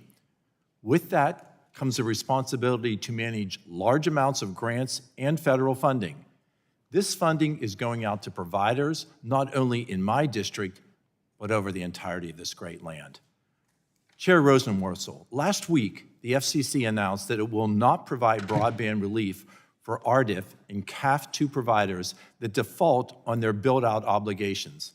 I applaud that decision. Providers should be required to fulfill their obligation to the American people. This issue raises an important consideration about the coordination between the FCC and NTIA as the BEAD program is rolled out. How are the two agencies coordinating to ensure that there is not overbuilding of RDIF and CAF build-out locations within the BEAD program? Thank you, Congressman. This is a really important question. We have so many broadband programs. We need to make sure we take those resources and use them in a smart way. We've got 2 initiatives at the FCC that speak to your question. First, in the last month, I signed again a memorandum of understanding with the Department of Treasury, Department of Agriculture, and Department of Commerce to make sure that we coordinate on all data with our broadband programs. Second, I am producing something called the Broadband Funding Map, and it doesn't get enough attention. It's a map of all of the enforceable commitments under our broadband programs in the United States. We can use that map for accountability to make sure there's no overbuilding and that we make sure we reach everyone. That map is really important, and I encourage every member of this committee to become familiar with it. Thank you, and I appreciate you bringing that into this discussion. This rollout is going to be the largest investment of a decade and might be the best chance that we get to connect rural Americans. It is our responsibility to use this opportunity to ensure that my constituents are able to connect to reliable and high-speed internet. The 5G fund is another important funding source that enables rural connectivity. It is imperative that the 5G fund is distributed efficiently and results in actual 5G wireless services being provided to rural areas. This program is intended to replace portions of current high-cost fund, and millions of rural communities risk losing connectivity if it is not implemented correctly. Commissioner Carr, as written, the 5G fund uses a minimum of 7.1 speeds.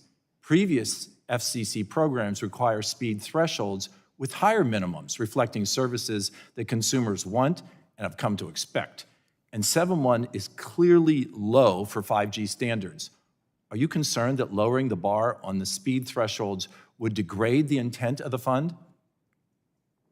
Thank you, Congressman, for the leadership, and thanks for your work for your district. I've enjoyed the chance to spend some time there with you and in a broadband roundtable that you organized. With the 5G fund, I voted previously to move forward with it. I've called for this agency to do it. I think the most important question right now is how do we do so in a way that makes sense with the BEAD program that's underway as well, so that we can align the two programs in a way that makes sense from a timing and other perspective. But you're right, we should be funding services at the end of the day with a 5G fund that are capable of offering 5G services. Chair Rosenworcel, can it truly be called a 5G fund if the technical parameters in the current order will not reliably provide 5G services? All right, I want to just acknowledge where we are right now. We have a draft that I've put before my colleagues. We are talking about the draft, including service levels, what's viable in different parts of the country, what technologies are going to be used to make sure that we get to everyone. So we're not done with this process yet, and I will make sure that our conversations take what you just said into account. Thank you. We would appreciate that, and if you could make this committee aware as you proceed with that. Congress must ensure that we are providing federal grants to communities where they are needed. All of us need to be responsible stewards of the taxpayer dollar and providing funds to rural areas, not just large urban centers, where the connectivity will be life-changing and in some cases, truly life-sustaining. I thank all of you for being with us here today and for giving your time, and I yield the balance of my time. Thank you. The gentleman yields back. The chair now recognizes the gentlelady from Illinois' 2nd District for 5 minutes for questions. Thank you, Chair Latta and Ranking Member Matsui, for holding this important hearing this morning, and I also want to thank the witnesses, commissioners, for their testimony. I know that closing the digital divide in these communities could not be accomplished without bold, innovative solutions, and that is why I've been supportive of the Affordable Connectivity Program, or ACP, which helped eligible low-income households afford the broadband they needed. The success of this program is undeniable, as nearly 23 million Americans have been enrolled in the program. Similarly, with over 2,000 farms in my district, I am keenly aware of the need to expand broadband connectivity in rural and agricultural areas to ensure farmers can take advantage of the benefits of precision agriculture.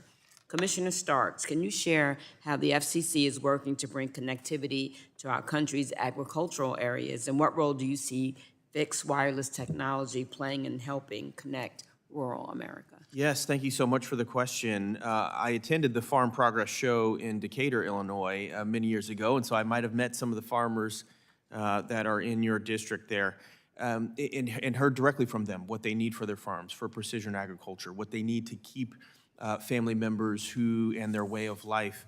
And so much of what we're doing, I think the 5G Mobility Fund will make a play on how we're going to help get agricultural better connected. Obviously, the RDOF that we've discussed here today also has a real play, but as you pinpointed as well, I think fixed wireless is going to has grown exponentially. I've seen it as my time as a commissioner and will continue to play a large role. Thank you very much.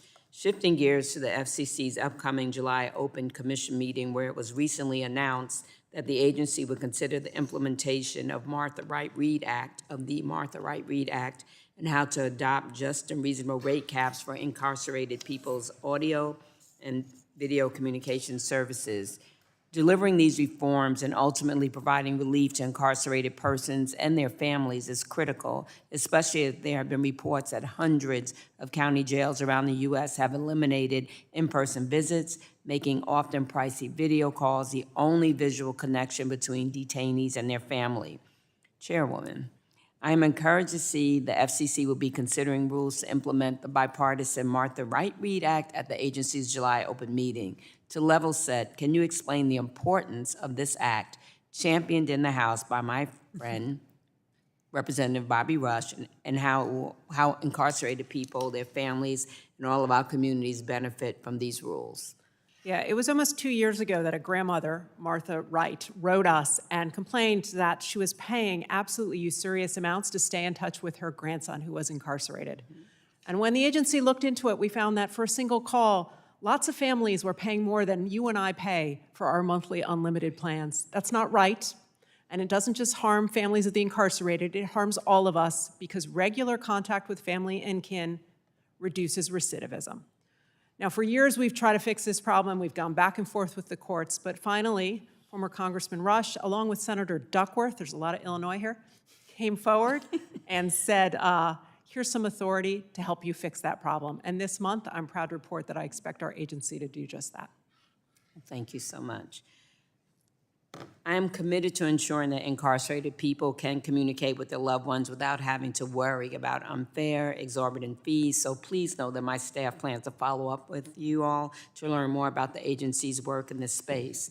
Lastly, I want to note that there's been quite a lot of discussion recently about the FCC starting a proceeding to consider banning or otherwise limiting bulk billing arrangements in multi-premises environments. From the comments I've received from my district, such an effort could raise concerns. They tell me bulk deals help keep prices low and give them higher performance broadband, and ending these deals could eliminate these benefits. But I also understand that there are many variations of what these arrangements could look like, and in some cases, they may be driving consumer frustration. I recognize the FCC has yet to adopt the proposal and seek comment on it, so I will continue to monitor the FCC's efforts on this issue and the comments the agency receives to ensure the agency is putting consumers' interests first. With that, I yield back. Thank you. The gentleman yields back the balance of her time. The chair now recognizes the gentleman from Florida's 12th District for 5 minutes for questions. Thank you, Mr. Chairman. I appreciate it very much. To follow up with Ms. Kelly, you can see this is a bipartisan issue. Chair Rosenworcel, you recently announced on NPRM that would prevent bulk billing arrangements between broadband providers and housing communities.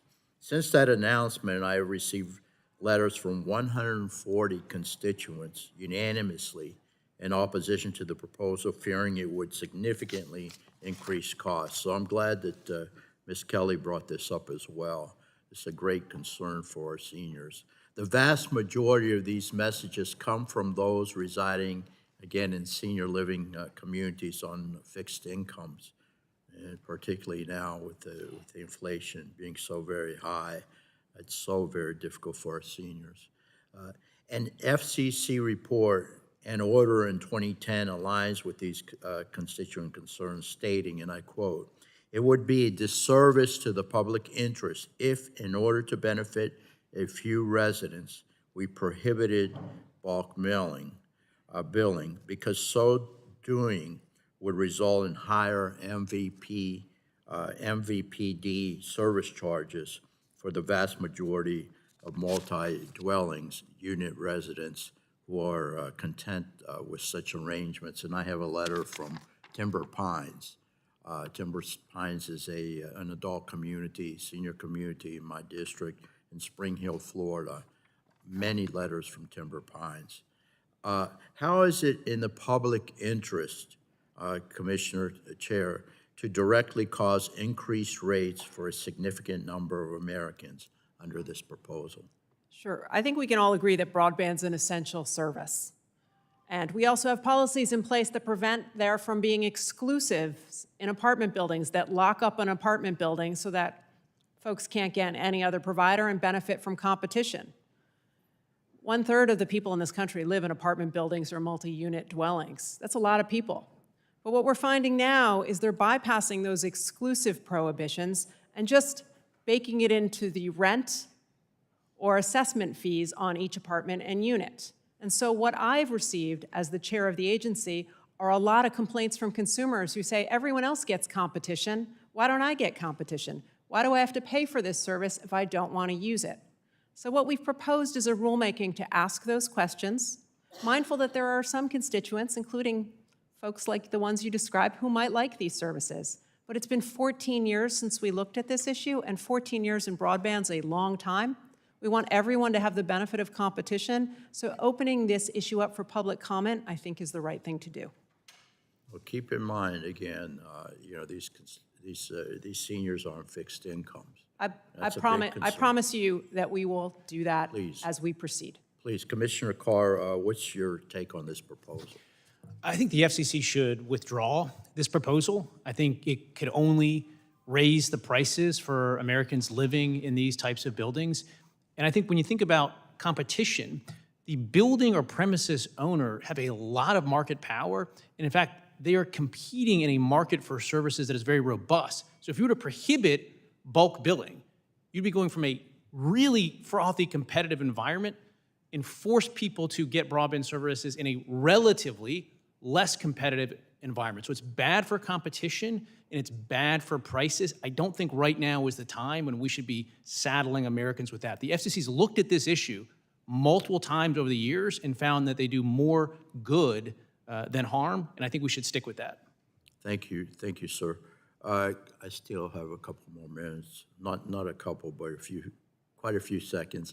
Commissioner Carr, we are constantly trying to ensure our international leadership in various industries, including the wireless marketplace. What effect will the FCC's Title II order have on American leadership in wireless technology? Well, I think it's a headwind, right? It only makes it harder to build out and invest. And more broadly, I think if you look at this administration, it's fallen into a real deep malaise when it comes to one of these most important considerations for economic growth, which is wireless. Right now, we have no plan to turn things around.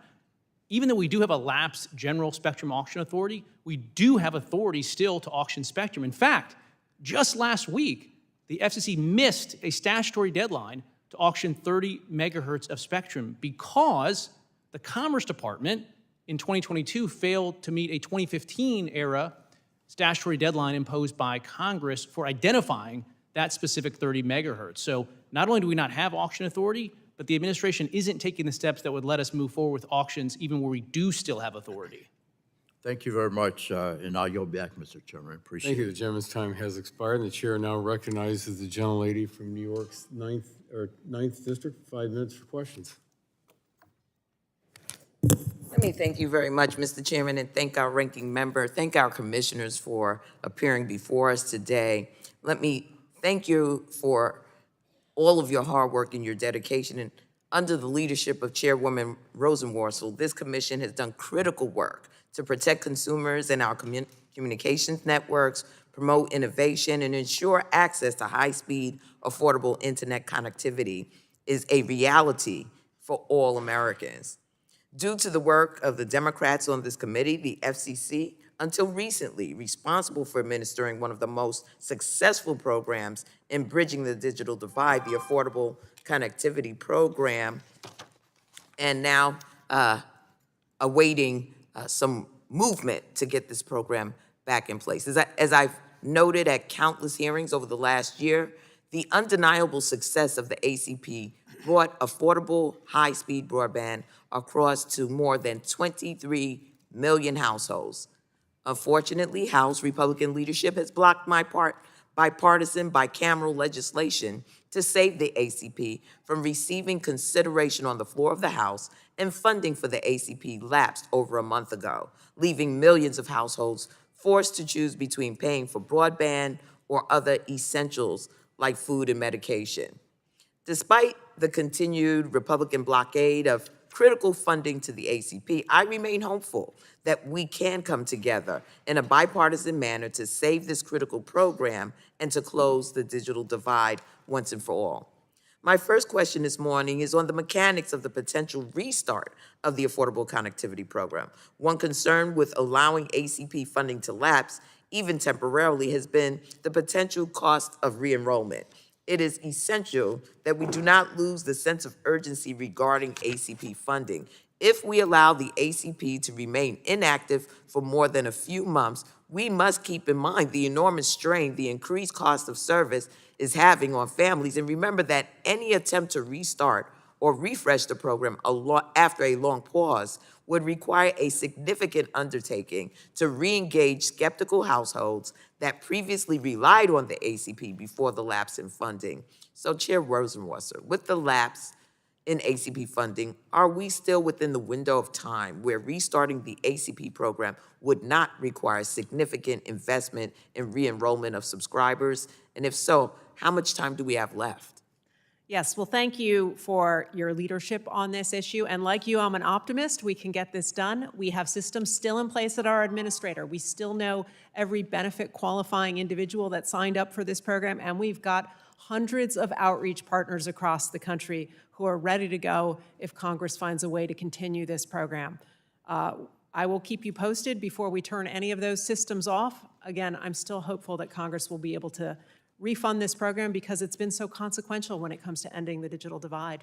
Likewise, and thank you so much, Chairwoman. In addition to equitable access to broadband services, one of my top priorities for years has been increasing the diversity and independence of the media marketplace. To that end, I was very pleased to see the Commission's May announcement of the NPRM on fostering independent and diverse sources of video programming. The inclusion of unreasonable alternative distribution methods, ADM, and the most favored nation provisions in carriage agreements can prove significant obstacles for independent programmers seeking carriage on both multi-channel video programming distributors, or MVPDs, and online platforms.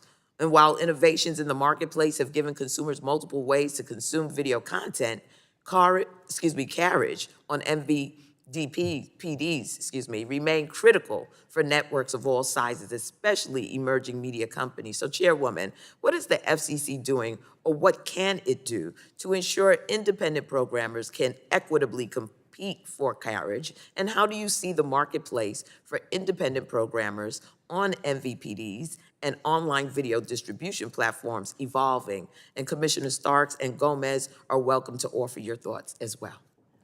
The ways we watch are changing. Every one of us now can bring up what we want when we want it on any piece of glass handy. And yet, there are old problems that persist. On traditional channel lineups, new voices, independent programmers can't always get a fair shot. We hear that over and over again. So 2 months ago, we started a new rulemaking on this to get an updated record to understand what the problem looks like in this new media environment. We can keep you posted as the record develops. Yes, the only thing I would add. Pardon me, if you, about 10 seconds, because the gentlelady's time's expired. Yes, sir. The only thing I would add, in the media space, the last time we looked at this was 2016. Anytime you're talking about such a long gap, it's worthwhile for us to have a refresh. Very well. And Mr. Chairman, I yield back, but I just wanted to ask Ms. Commissioner Gomez, if you have comments, would you send them to us in writing? Because my time has elapsed. Thank you, very Mr. much. Chairman. I yield back. The gentlelady's time has expired, and the chair now recognizes the gentleman from Georgia, 12th, for 5 minutes for questions. Thank you, Mr. Chairman, for convening this hearing of the FY25 Federal Communications Commission agency budget. And I want to thank the commissioners for being here today. I'd like to start by recognizing the commission for the unanimous adoption of the declaratory ruling in February, which recognized that calls made with AI-generated voices are artificial under the Telephone Consumer Protection Act. So thank you for that. Yesterday, I introduced my Creating Legal and Ethical AI Recording Voices, or Clear Voices Act. This bill would amend the Communications Act of 1934 to establish technical and procedural standards for artificial or pre-recorded voice systems created through generative artificial intelligence. Consistently, some of the biggest concerns I hear from constituents are regarding the robocalls, scam calls and texts. With the increasing use of AI in communication, maintaining public trust is crucial, and Clear Voices Act takes great strides in doing that. Chair Rosenworcel, the FCC released a notice of proposed rulemaking to prohibit all early termination fees imposed by cable and direct broadcast service providers. Even President Biden's statement in connection with his junk fees executive order proposed addressing ETFs only to the extent that they are unjust or unreasonable, which appropriately recognizes the contractual nature of ETFs and the benefits customers receive when opting for term contracts. Would it not be more appropriate for the FCC to instead address only unjust or unreasonable ETF practices, such as failure to fully disclose them, and not just implement an outright ban? So we have an open proceeding on this. We haven't made a decision yet. We have lots of consumers who complain about early termination fees. They signed up for a contract, but then they got saddled with some big lump sum they had to pay when they want to get out of it. We're trying to understand what the scope of what is reasonable is there. That's why we have an open proceeding on this subject. I appreciate what you said. We will make sure we take it into consideration. Okay. The draft NPRM does not explain how an outright ban of ETFs would be reasonable given the cost savings and other consumer benefits available through term contracts with ETFs and given the month-to-month service options also available to consumers. How do you justify removing customers' options to choose to get a discount in exchange for agreeing to take service for a specified time period? Well, that's why we're having a rulemaking. We're asking to try to identify what is reasonable under the context. That's the purpose of having a rulemaking. That's the purpose of asking the public, and I hope we can shape the definition of reasonable as part of that effort.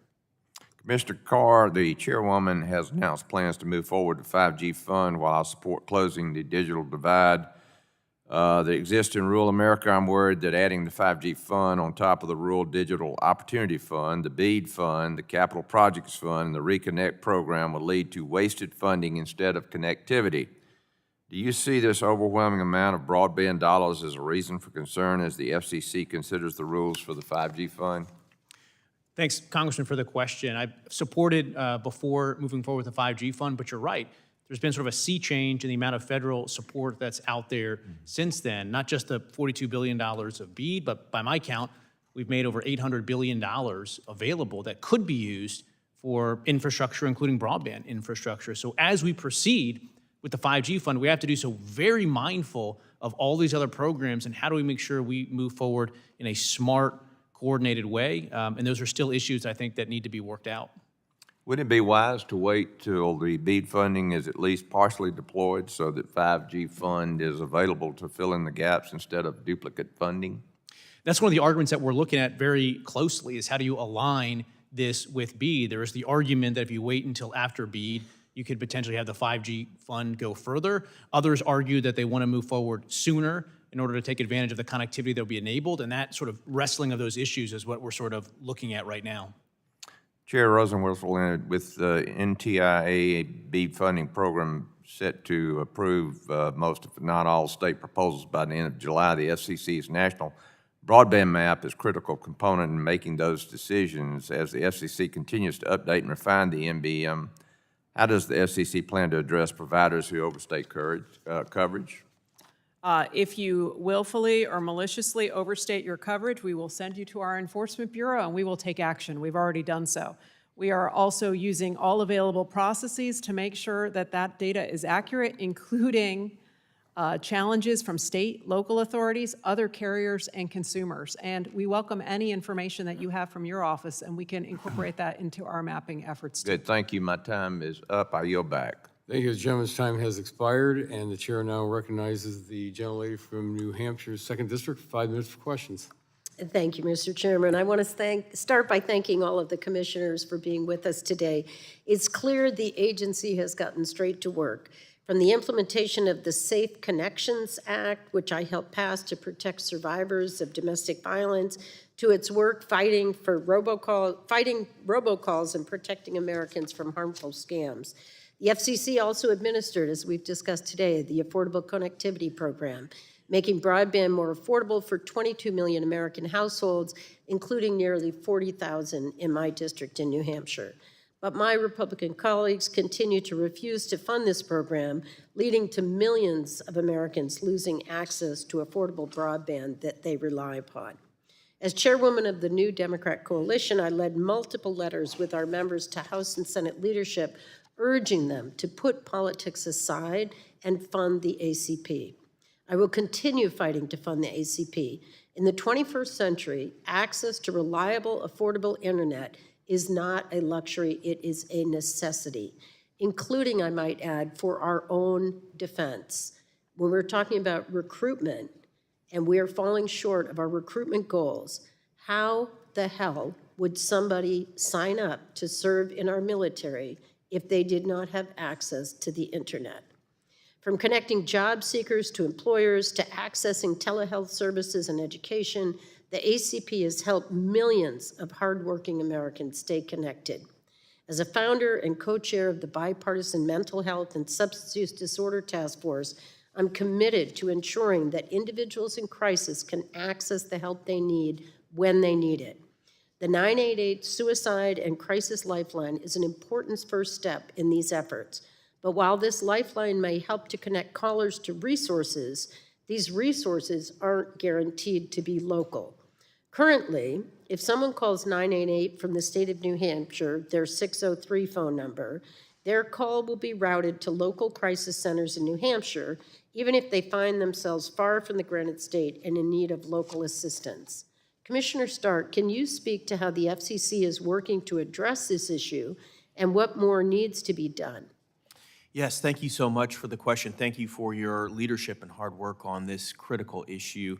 It's been just about 2 years now that 988 has been up and running, and we've continued to build on that tremendous success, nearly 10 million calls that we've had. We continue to make sure that folks that are dealing with this life crisis have a place that they can call. And so, to your point, making sure that they can interact with a local counselor is something that we've heard from mental health advocates, and that's where we're pushing for our policy making to go. The last thing that I'd say is just it has been such a cooperative effort between industry, mental health, HHS, SAMHSA. Everybody here has been working so hard together for the American people that are in crisis this way. And do you think there's some kind of option where they could say where their location is and it wouldn't just be driven by the area code? Is It would that not be something driven by being the area sorted code. out? It would be based upon GPS where the cell phone is pinging off of. Okay, great. That's very helpful. Thank you so much, and we look forward to working with you. Chairwoman Rosenworcel, as Congress works to restore the FCC's Spectrum Auction Authority, can you explain what role the FCC plays in setting technical rules for particular spectrum bands, and are there specific factors that Congress should keep in mind? I think our record on this is extraordinary. We are the first country in the world to auction off airwaves. We are the first country in the world to hold incentive auctions. We are the first country in the world to have creative, dynamic sharing systems to allow for hierarchies of spectrum rights. We are the first country in the world to take garbage, unused spectrum and turn it into unlicensed airwaves, which are used for Wi-Fi. In other words, the record of the United States and the FCC to take airwaves and put them to market is second to none. The challenge we face going forward is there are more things we are connecting wirelessly, more people, more places, more things. And the reality is we're going to need more spectrum to continue to fuel that. So what we'll need from Congress is renewing that spectrum authority, and we'll need some details on which bands you think we should approach next and convert perhaps from federal use to new commercial use. Great, very helpful.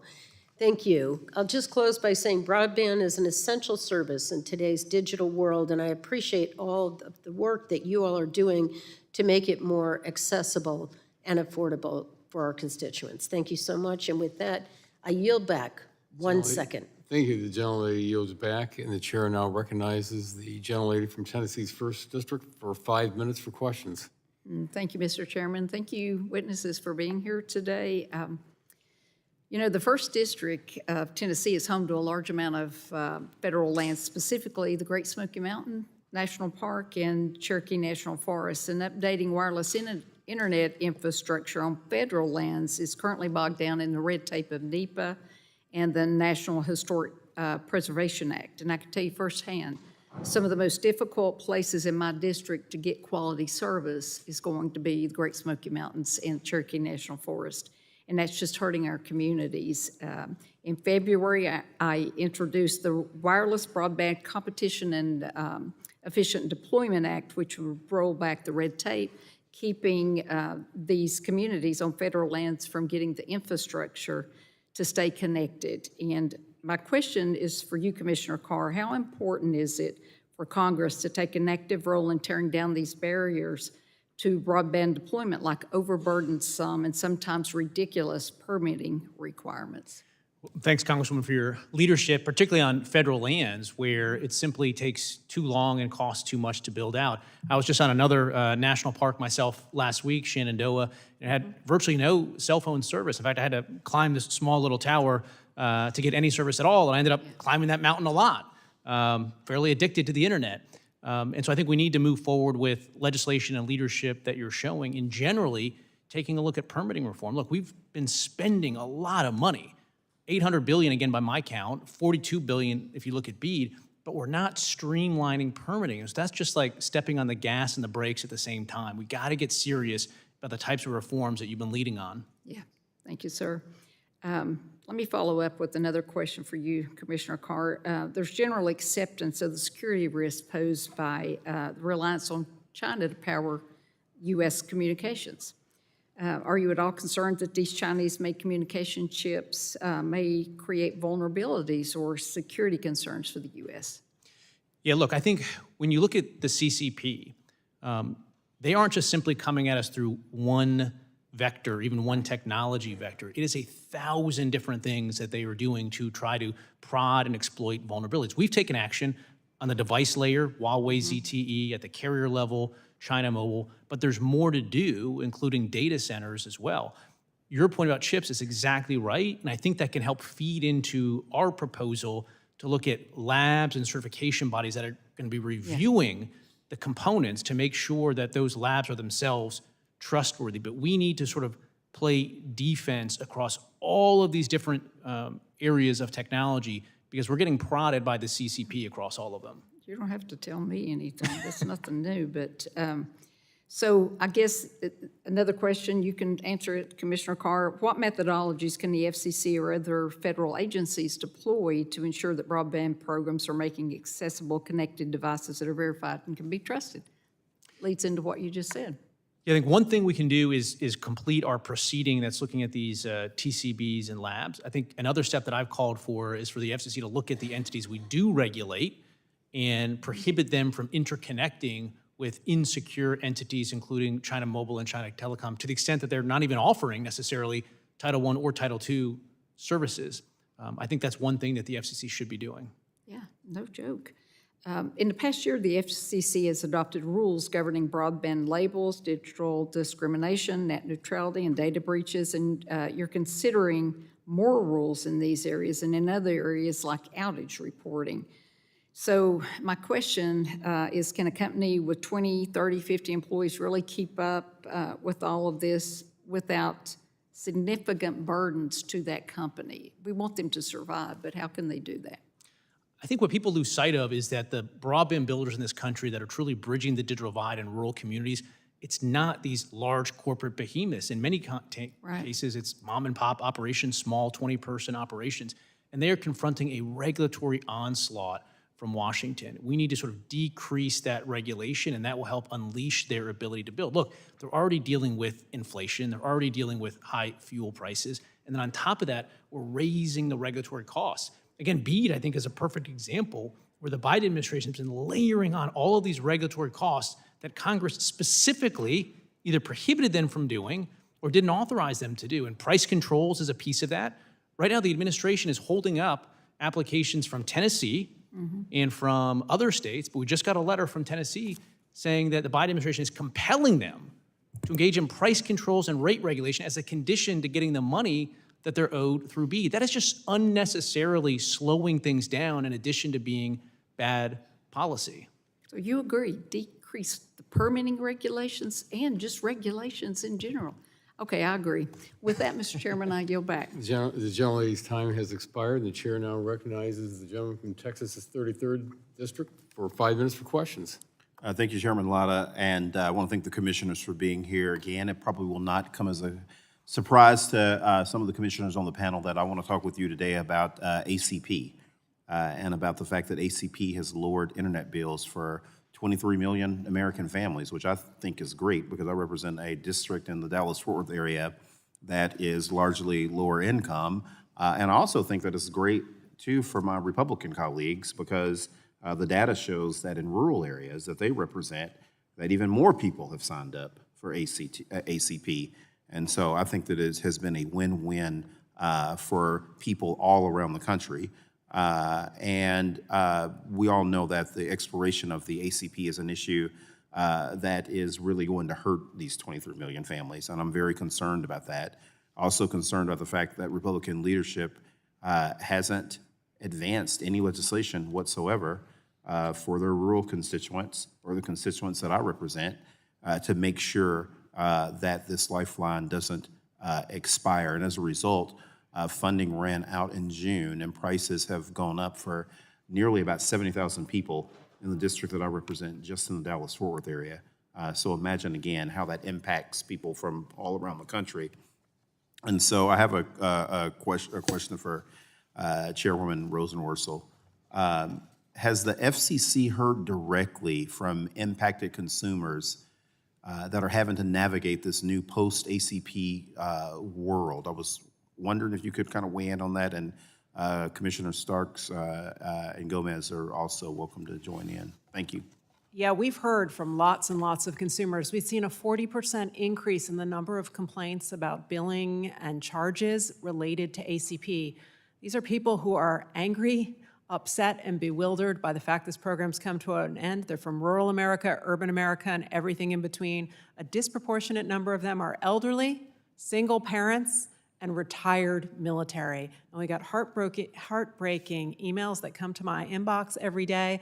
And I know that Commissioner Starks and Commissioner Gomez spoke eloquently about this in their statements, so I'd love it if they could continue the discussion. Yes, thank you. Agree with all that. You know, the numbers simply show that 1 in 6 households in America are enrolled. That's a big number. And that's impacting a lot of folks. One thing that I'd like to highlight for you, Congressman, one of the initiatives that I had was Your Home, Your Internet, making sure that those that were in federal housing assistance, HUD housing, Section 8 housing, that they knew about the program, they automatically were qualified. When I started that initiative, about 500,000 eligible households were enrolled.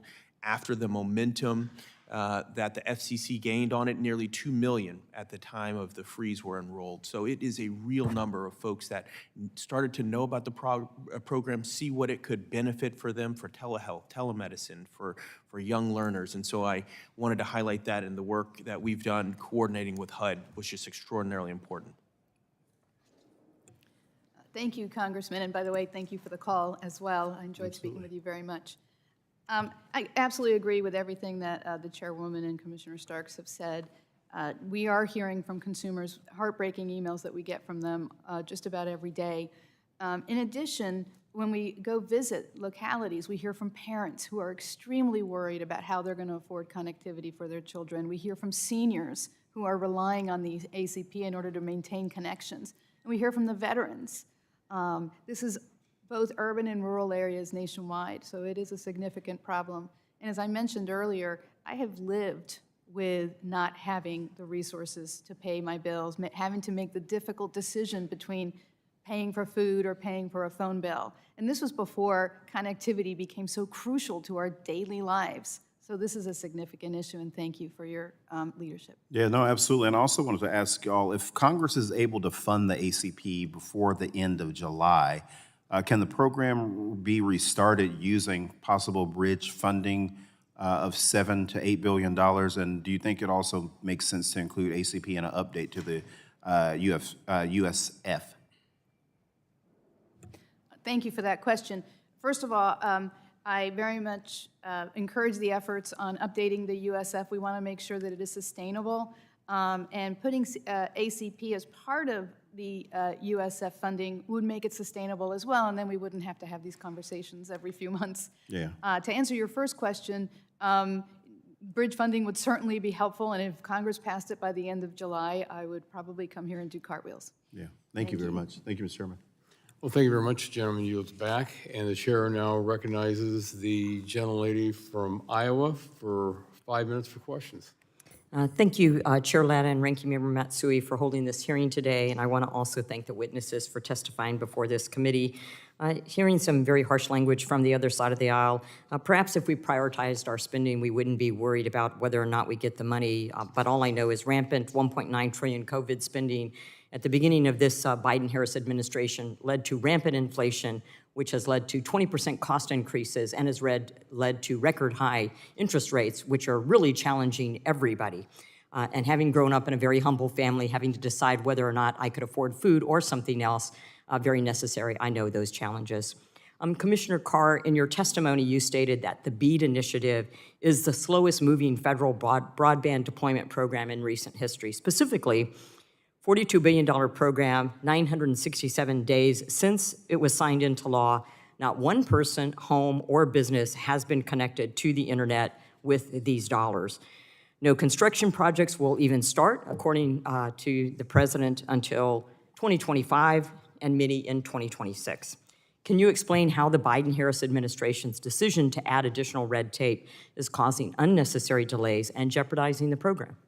Thank you for the question. I'll start as well with your point about ACP and spending. Look, the FCC did its own survey, and it found that of this $17 billion, only 15% of people said that they would lose internet service if the program expired. So I think as people in Congress focus on ACP, let's focus on the 15% or whatever number really needs it, rather than simply pouring more money into that existing program in its current form. With respect to BEAD, $42 billion and a promise to connect millions of Americans, and 967 days later, not even a shovel worth of dirt has been turned. Some people have said we should measure that program by its intention to connect millions of Americans. I think we should measure it based on its results, and right now it's off the rails. We are looking at DEI requirements, climate change requirements, price controls. Right now, the Biden administration is going back and forth with Virginia that wants the money to move forward, saying, you didn't put enough of a thumb on the scale for a price control. Please rewrite it this way. The same thing with Tennessee. So rather than staying laser focused on just getting Americans across the digital divide, we're wasting time on things that have nothing to do with connecting them. Do you think the program will be a success, more importantly? And then how do we define success? To me, it should be defined by the number of households, the number of businesses that have been connected. I think BEAD is a program that's worth fighting for, but it needs a course correction. We can still do it.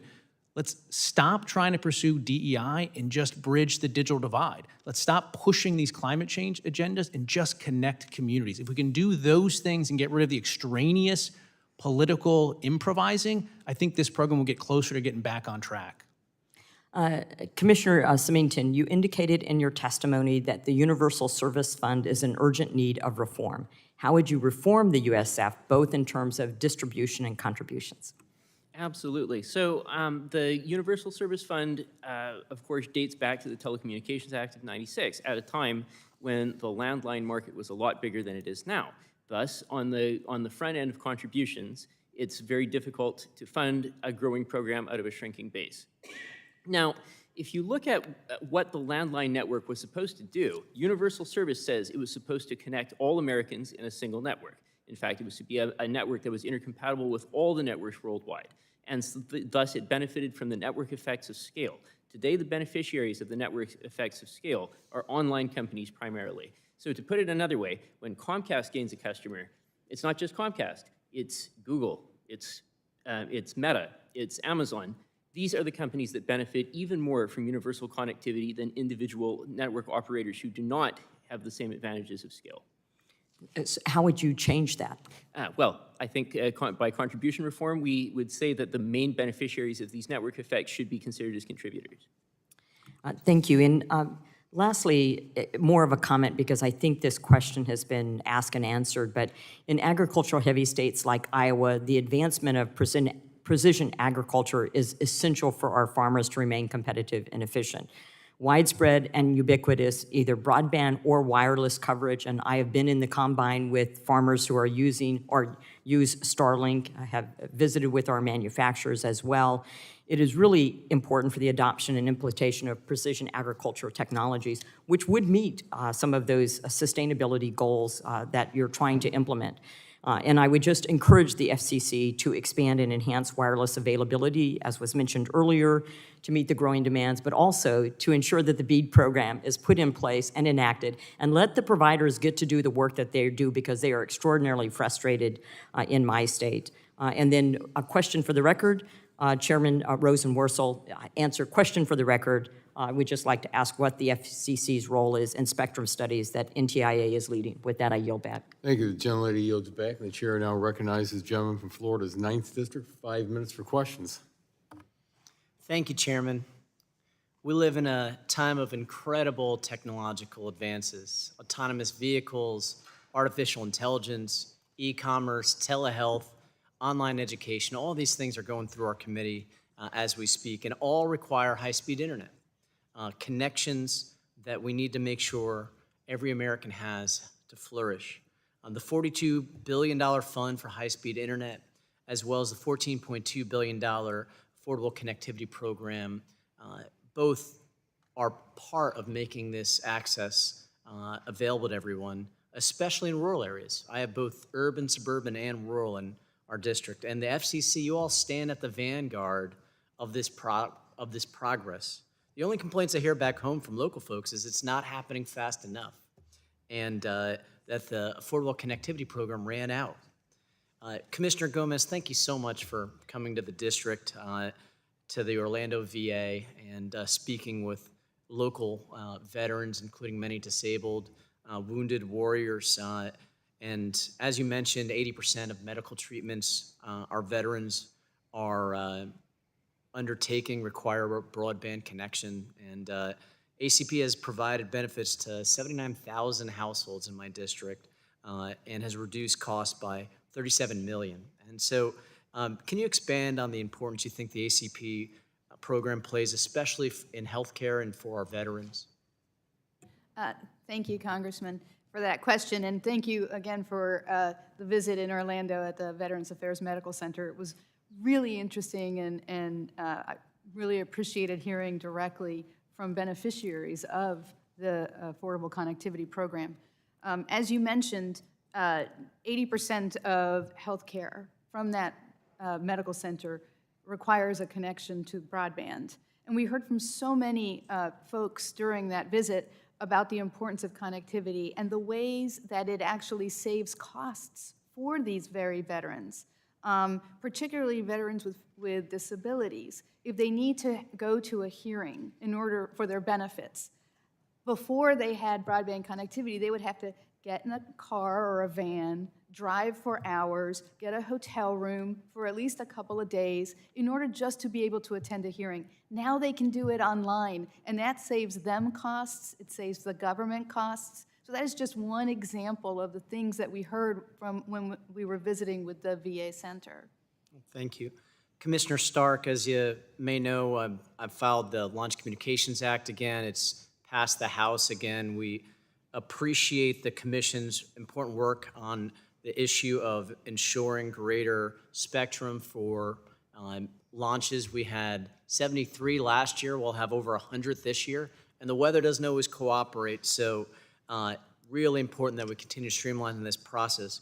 Can you please discuss the need to expand the amount of spectrum that is available for commercial space launches and reentries, and the importance of streamlining the process for accessing spectrum for this use?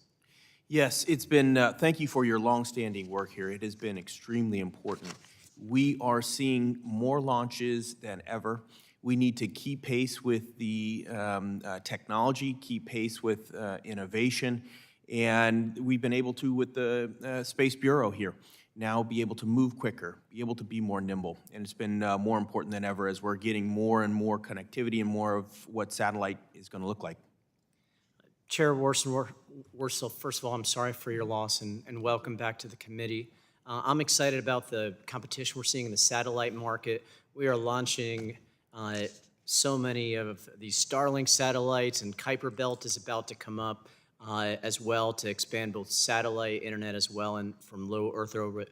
What can the Congress do to make sure the United States continues to lead in building a competitive and dynamic space marketplace? Well, thank you. I know that Kennedy Space Center and Cape Canaveral are in your backyard, and I had the privilege of going there last year and meeting with the Artemis II astronauts, and it really is an out-of-this-world experience what's happening. We've had nationally more than 200 space launches in the last year. It's no longer occasional. We have built the biggest commercial space industry in the world. And to the extent that this is a budget hearing, let me be clear, we need more resources for our Space Bureau. You want us to process this faster and make sure we continue to lead the world? That's part of the ways to do it. I mean, we've got tens of thousands of satellite applications sitting before us right now. Everything we can do to get more engineers, economists, and policy experts to review that, be thoughtful about it, and engage with our global counterparts is valuable, and it's valuable for our geopolitical leadership. And I second that, Madam Chairwoman. I yield back. The gentleman's time has expired, and the chair now recognizes the gentleman from Idaho's 1st District for 5 minutes for questions. Thank you, Mr. Chairman. Mr. Carr, I paid particular attention to your comments just a few minutes ago regarding the importance and the beneficial aspects of speeding up the process of approval across federal lands with NEPA, National Historic Preservation Act. And I actually have legislation that would do that, and that's in the works. So hopefully that we'll make some headway with that. But in a previous conversation, you had talked about a federal lands desk, if I recall correctly, and the possibility of a conduit there that might speed things up. And so this was not part of my original line of questioning, but is there anything further? It's been a while since this conversation's taken place. Is there anything further developments on this, on the federal lands desk, or is this something that we need to take further steps for here? I think we need to continue to move forward. There's a lot of infrastructure ideas that we can do. For instance, we streamlined a lot of rules at the FCC that apply to small cells, which is one type of technology. We need to extend those to more technologies. And the federal lands desk, I think, would help as well, because Congress has taken a lot of stabs at streamlining the permitting process for federal lands, but a lot of these agencies like Forest and otherwise, they have important day jobs as well, and they just don't get around to this quickly enough. So I think if we had a place at the FCC where folks could come and help dislodge some of those applications, I think it could be helpful. So it's particularly pertinent to my state. We've got 2/3 of land mass approximately where that's an issue. I've also heard about backlogs as a concern, specifically within BLM, Forest Service. Are you hearing anything like that that might be slowing down the process or the channels?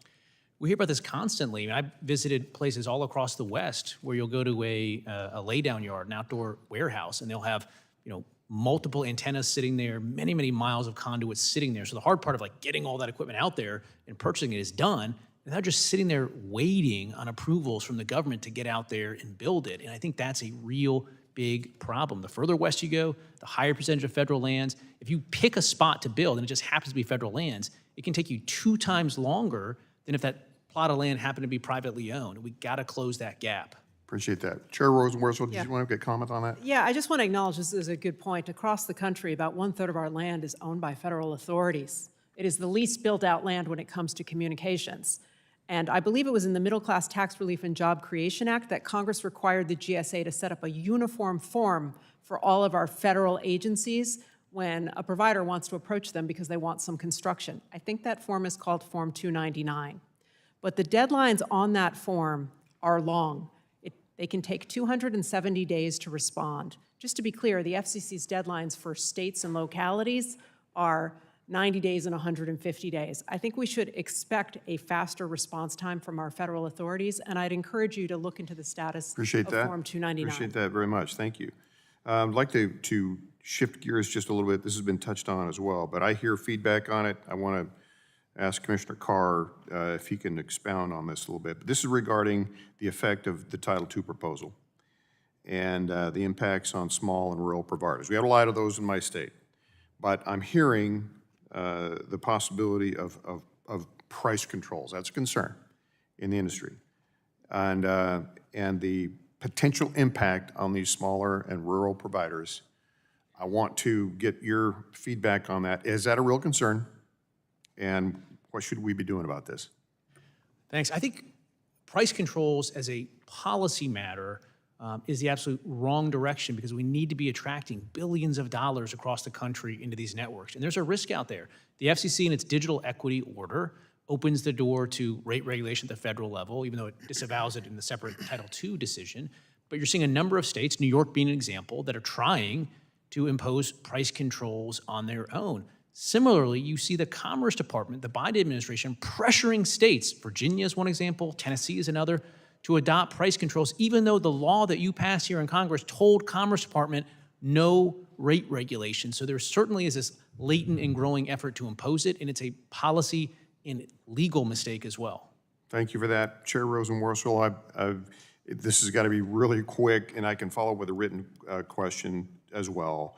But can you speak very quickly to the possibility of improving the process of adding entities to the FCC's covered list? Well, and again, since The authority was given by by Congress to other agencies. I can follow up with you on that. I'd be happy to work with you to Thank you. very much. Thank you, Mr. Chairman. Yield back. Thank you.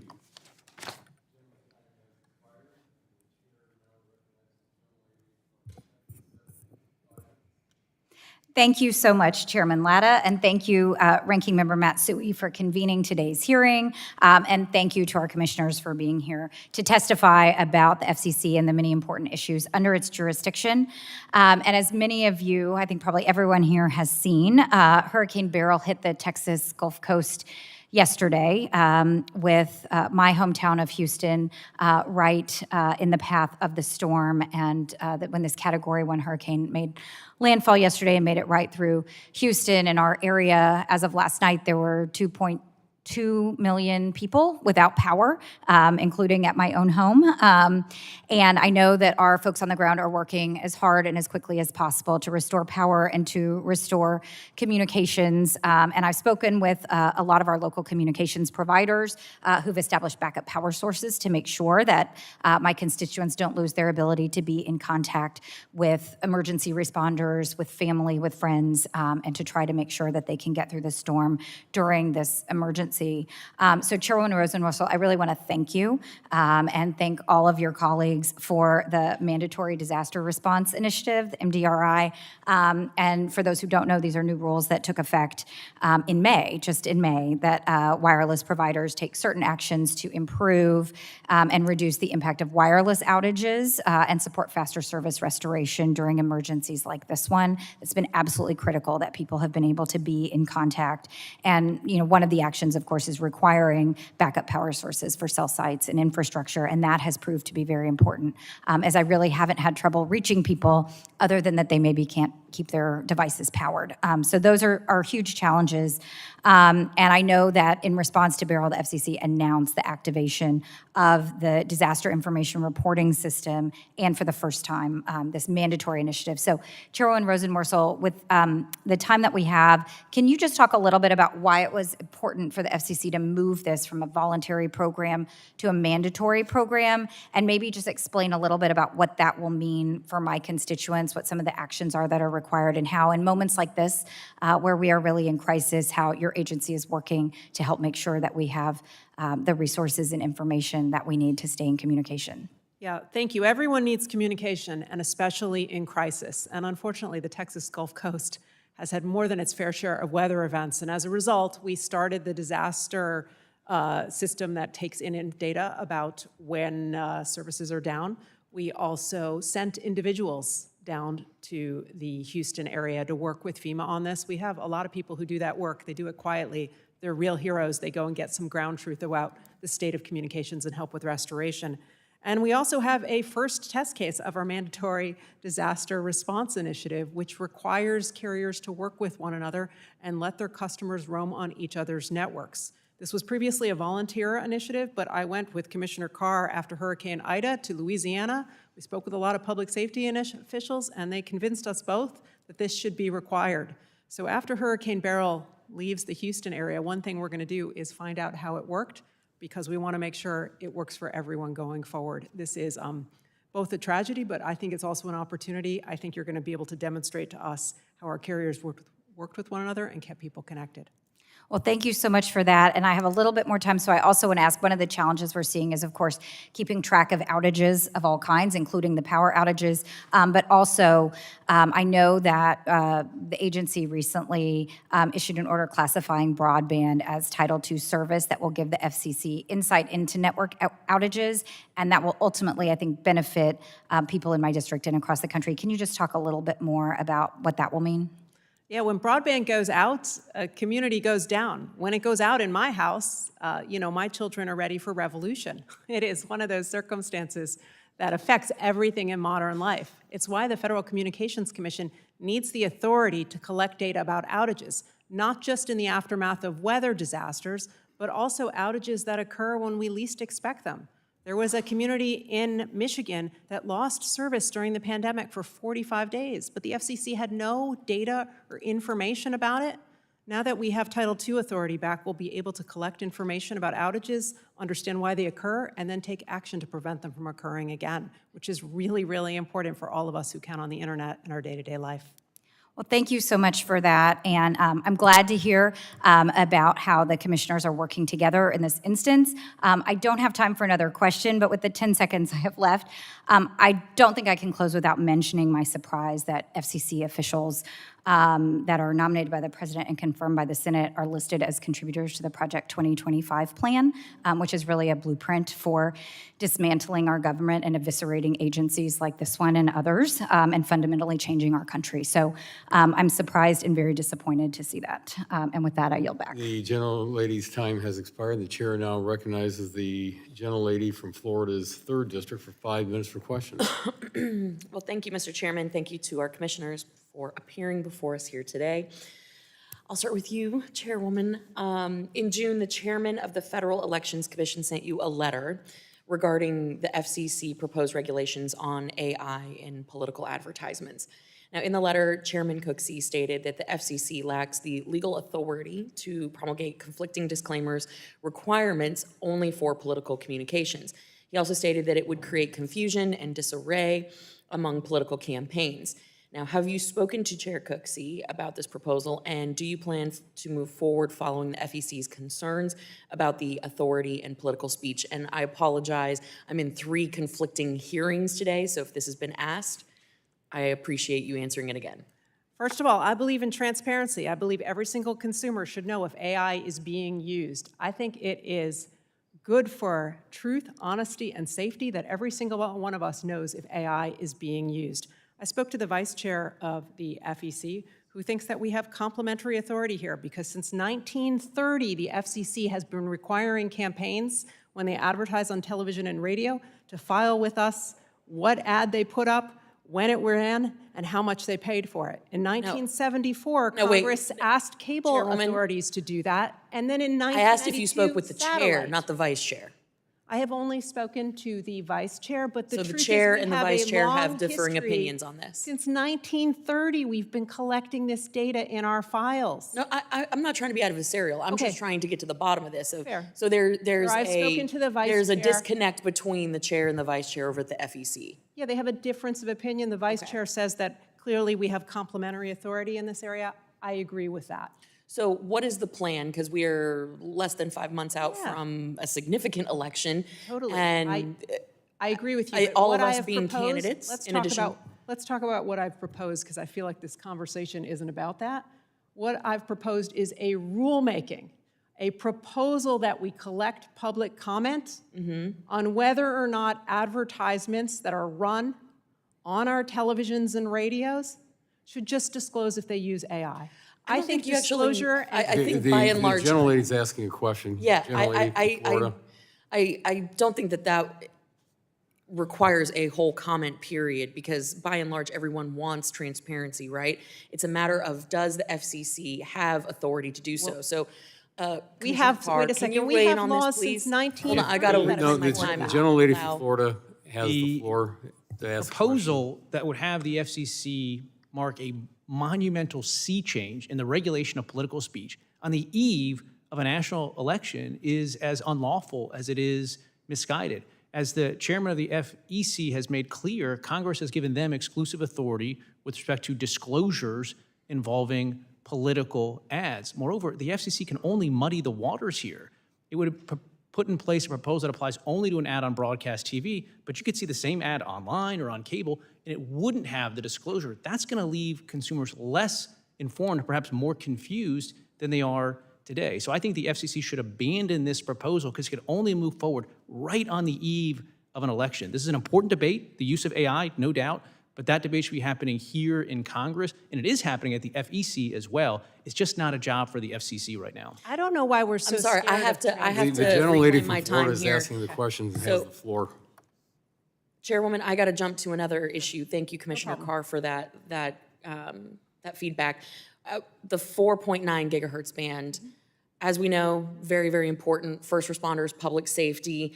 Want to get to a timeline for making a decision on whether this band will be reallocated to FirstNet or it will be auctioned.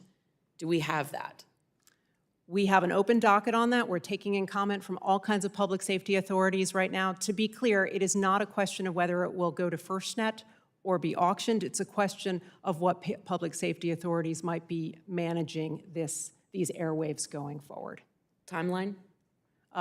My hope is that we can do this within the next several months, but boy, lots of people are filing a lot of stuff before us, and when it comes at us fast and furious, we have to spend some time looking at it and reading it carefully. There's a lot more that I wish I could get to. I wish you guys could see my notes here, or maybe not, I'm not sure. But I want to leave us in the last 22 seconds with this. I agree with you, Commissioner Carr, that this could severely muddy the waters when we're talking about AI. While I agree wholeheartedly that we need transparency and clarity about the use of AI in political advertisements, the FEC has jurisdiction over this issue. And the fact that there are divided opinions, conflicting opinions within the FCC that you have not spoken to the chair of the FEC is concerning. So with that, my time has expired, and Mr. Chairman, I yield. Thank you. The gentlelady's time has expired. The chair now recognizes the gentleman from New York who is waving onto the subcommittee, who is a member of the full committee. Thank you. Thank you, Chair Latta and Ranking Member Matsui for holding this hearing, and the Chair and Commissioners for your service in being here today. Before I go on with my questioning, Chair Rosenworcel, I think you wanted to make a statement in response to the AI issue yet? I just think transparency is a good thing. Disclosing when AI use is a good thing, and the FCC has authority in this area and has had authority since the 1930s. Thank you. Throughout my tenure in Congress, I have championed efforts to extend broadband access to unserved and underserved areas. Last Congress, I was proud to support the bipartisan infrastructure law, which allocated over $42 billion for high-speed broadband deployment nationwide. With these historic investments, accurate broadband maps are essential for the equitable and effective allocation of federal funds. Chairman Worcel, I appreciated your work on behalf of my district, visiting the district and listening carefully to what my constituents had to say about this issue, and I appreciate your written testimony on the National Broadband Map and commend the FCC for the substantial progress made in updating these maps over the past few years. However, in the capital region of New York, we are still seeing the effects of unreliable data. Communities often struggle with slow speeds, unreliable connections, or no service, despite being designated as having access. This disparity can hamper economic development and perpetuate systemic inequalities, widening the digital divide. So can you speak, please, Commissioner Chair, can you speak to how the FCC is incorporating consumer-reported data on broadband availability and quality into its mapping efforts, and the role public feedback plays in efforts to refine our broadband maps? Yeah, public feedback is so important. We built maps based on the Broadband Data Act, which was bipartisan work of this committee. Those maps are light years ahead of anything we've ever had before, and they're iterative. They're improving all the time. The primary way that they improve is when consumers and state and local officials go onto that website and register a complaint or a criticism that says, you say there's service here, I'm standing right in that location and no, there's not. And so I would encourage you to encourage your constituents to work with that map, and I'd be happy to set up times for them to discuss it with our broadband mapping team, because I know feedback from local individuals is the way we get this data right. Thank you so much. And can you discuss how the FCC collaborates with other federal agencies, state governments, and industry stakeholders to streamline broadband mapping efforts and ensure a cohesive approach to improving nationwide broadband access? Yeah, it's a really, really big task, to be candid with you. When I got to the agency and I took over, one of the first things I did was said, okay, we're going to do better maps. And then I studied it, and I instantly understood why nobody had done it before. We had to build a data set of tax records, property records, satellite images that indicated where every single household is in the United States. And then we had to build a system that was capable of taking in data from all of our carriers and then feedback and crowdsourced information from local, state, tribal, and consumers, all telling us what's going on. The system right now is terrific. We've got 115 million households that we indicate where broadband is. We know that in 6 million of them that it is not present, but it can always be improved. That's why we update it every 6 months. And coming out this week, in fact, is another rulemaking from the FCC that all my colleagues supported, which asks questions about how we improve this process further to make sure we take into account smarter approaches to things like fixed wireless and technologies that may not have been at the forefront when the Broadband Data Act was passed by this committee. Thank you. Additionally, earlier this year, I was pleased to see your proposal to improve routing for the 988 Suicide and Crisis Lifeline. As a co-lead of the bipartisan 988 Lifeline Improvement Act, I am committed to ensuring that callers in crisis receive access to locally relevant mental health resources. In May, the KFF released analysis of the utilization of 988's Suicide and Crisis Lifeline's LGBTQ service, showing that 10% of all 988 outreach was made via the LGBTQ service, but only 20% of LGBTQ adults were even aware of the 988 service. So could you discuss any initiatives the FCC is undertaking to raise public awareness about the availability and purpose of 988, especially among vulnerable populations that may benefit most from the service?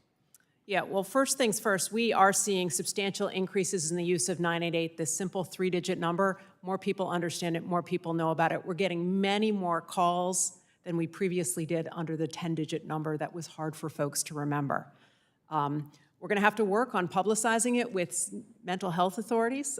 My colleagues and I have a lot of skills, but we are not mental health experts. So we've been coordinating with the Health and Human Services Department and the Substance Abuse and Mental Health Services Agency there. And going forward, we're going to work with them to make sure that calls are geo-routed. In other words, we get information off the cell tower so that when we send that 988 caller to a help center, they'll be sent to assistance that's nearby. Thank you so much. And Mr. Chair, I yield back. Gentleman yields back. I will recognize myself for 5 minutes for questions. Chair Rosenworcel, it's very nice to see you again. I'd like to continue a line of questioning that was started by my colleague from Florida, Ms. Kamek, about the FCC's recent actions to put restrictions on the use of AI in political advertising. And to be clear, I don't think anyone disagrees with the importance of putting some guidelines in place. I think everyone is disturbed by the thought that a campaign could run an ad with their opponent saying or doing something that they didn't actually do, and the use of AI to make that happen. But we want to make sure that we get this done in the appropriate way. And Ms. Kamek highlighted the fact that the chair of the FEC has objected to the FCC's use of your regulatory authority to do this. And so I just wanted to ask a couple of questions about that. If the FCC has authority over broadcast television, so ostensibly if you implemented this rule, you could require a disclaimer on ads on broadcast, but could you require that same disclaimer on other channels such as streaming services or social media? To be clear, Congress has given us this authority for broadcast, radio, satellite, and cable. That's a substantial portion of campaign ads, and we've exercised this authority as far back as 1938. So this is a system everyone has used for decades. Every single campaign reports when an ad was run, who paid for it, and on air they say who's responsible for it. So we're just behind this principle of transparency, which is you should simply say if AI was used. It's nothing more complicated than that. We are proposing transparency. It's very simple. Was AI used, yes or no? Sure, I understand that. And separately, though, I want to just make one more point. We have these files for federal, state, local, and issues. In other words, it's a far greater community than what the Federal Election Commission oversees. That's why the vice chair said we have complementary authorities in this area, and I agree. So here's a concern that I have, which is that if the FCC imposes this requirement, but that requirement is not mirrored by requirements on other channels such as social media and streaming services, then the public could become desensitized when they see an ad on one of those other channels that lacks that disclosure because they make the assumption that the disclosure applies to all the channels equally. And that's why we want to make sure that we get this right. This is actually an issue that the Artificial Intelligence Task Force here in the House has discussed. And I can tell you that the implementation of it is more complicated than merely requiring a disclosure because you have to talk about what AI is and what it isn't, what it's been used for and what it hasn't. And the example you and I were talking about, absolutely 100% is something that not only should require disclosure, should not be allowed, in my opinion. But the use of AI, to choose the opposite end of the extreme, to clean up the audio of a candidate that in a speech, which also occurs, is something that is completely benign and might not even require disclosure. So, Sure, the devil's in the details. I completely agree with you. This is complicated. I would be very happy to have a conversation about that, but it is very clear that transparency is a good thing. We have authority here, and also that you've got to start somewhere. Our proposal is just a request for public comment, and when you think about AI and the confusion involved and the complexities of these issues, asking for public comment about an issue of transparency is a good thing. Right, I would agree, and let's work together to make sure that this happens. We want to make sure it happens in a way that solves the problem completely, so applies to all the channels of communication, and solves the problem comprehensively in a way that doesn't devolve into different agencies arguing over, does the FCC have the authority, is the FEC, is Congress delegated this authority? Let's get the problem solved by working together. And listen, I think our notice of proposed rulemaking that I proposed can open up a dialogue for just that. We can, in public, discuss these issues, try to refine the kind of definitions that you just described, understand what applies to federal elections, state elections, local elections, issue campaigns, and make sure that we come up with something that is simple and that people can trust and just puts transparency front and center for the American public. I think we are all capable of doing that, and I think that's what our proposal is designed to do. Well, let's work together on that. Yeah, this is not something that we should be rushing through on the eve of an election. As you noted, it's complex. You've got deceptive deepfakes on the one hand, you've got the use of ChatGPT to run scripts for ads on the other end. This is something that Congress is taking a serious look at. It's complicated. We shouldn't be rushing this through before an election. Commissioner Carr, I appreciate your engagement on that. My point about the different channels I stole from your testimony, so thank you very much for being engaged on that. My time has expired. Seeing no further members waiting to be recognized, I'd like to thank our witnesses for being here today. I think this has been a very useful exercise in not only the separation of powers, but our ability to work together. And it means a lot to me that you're willing to come here and testify. I'd ask unanimous consent to insert in the record the documents included in the staff hearing documents list. Without objection, that will be the order. I remind members that they have 10 business days to submit questions for the record, and I ask the witnesses to respond to the questions promptly, and I know you will. Members should submit their questions by the close of business on Tuesday, July the 23rd. Without objection, the subcommittee is now adjourned.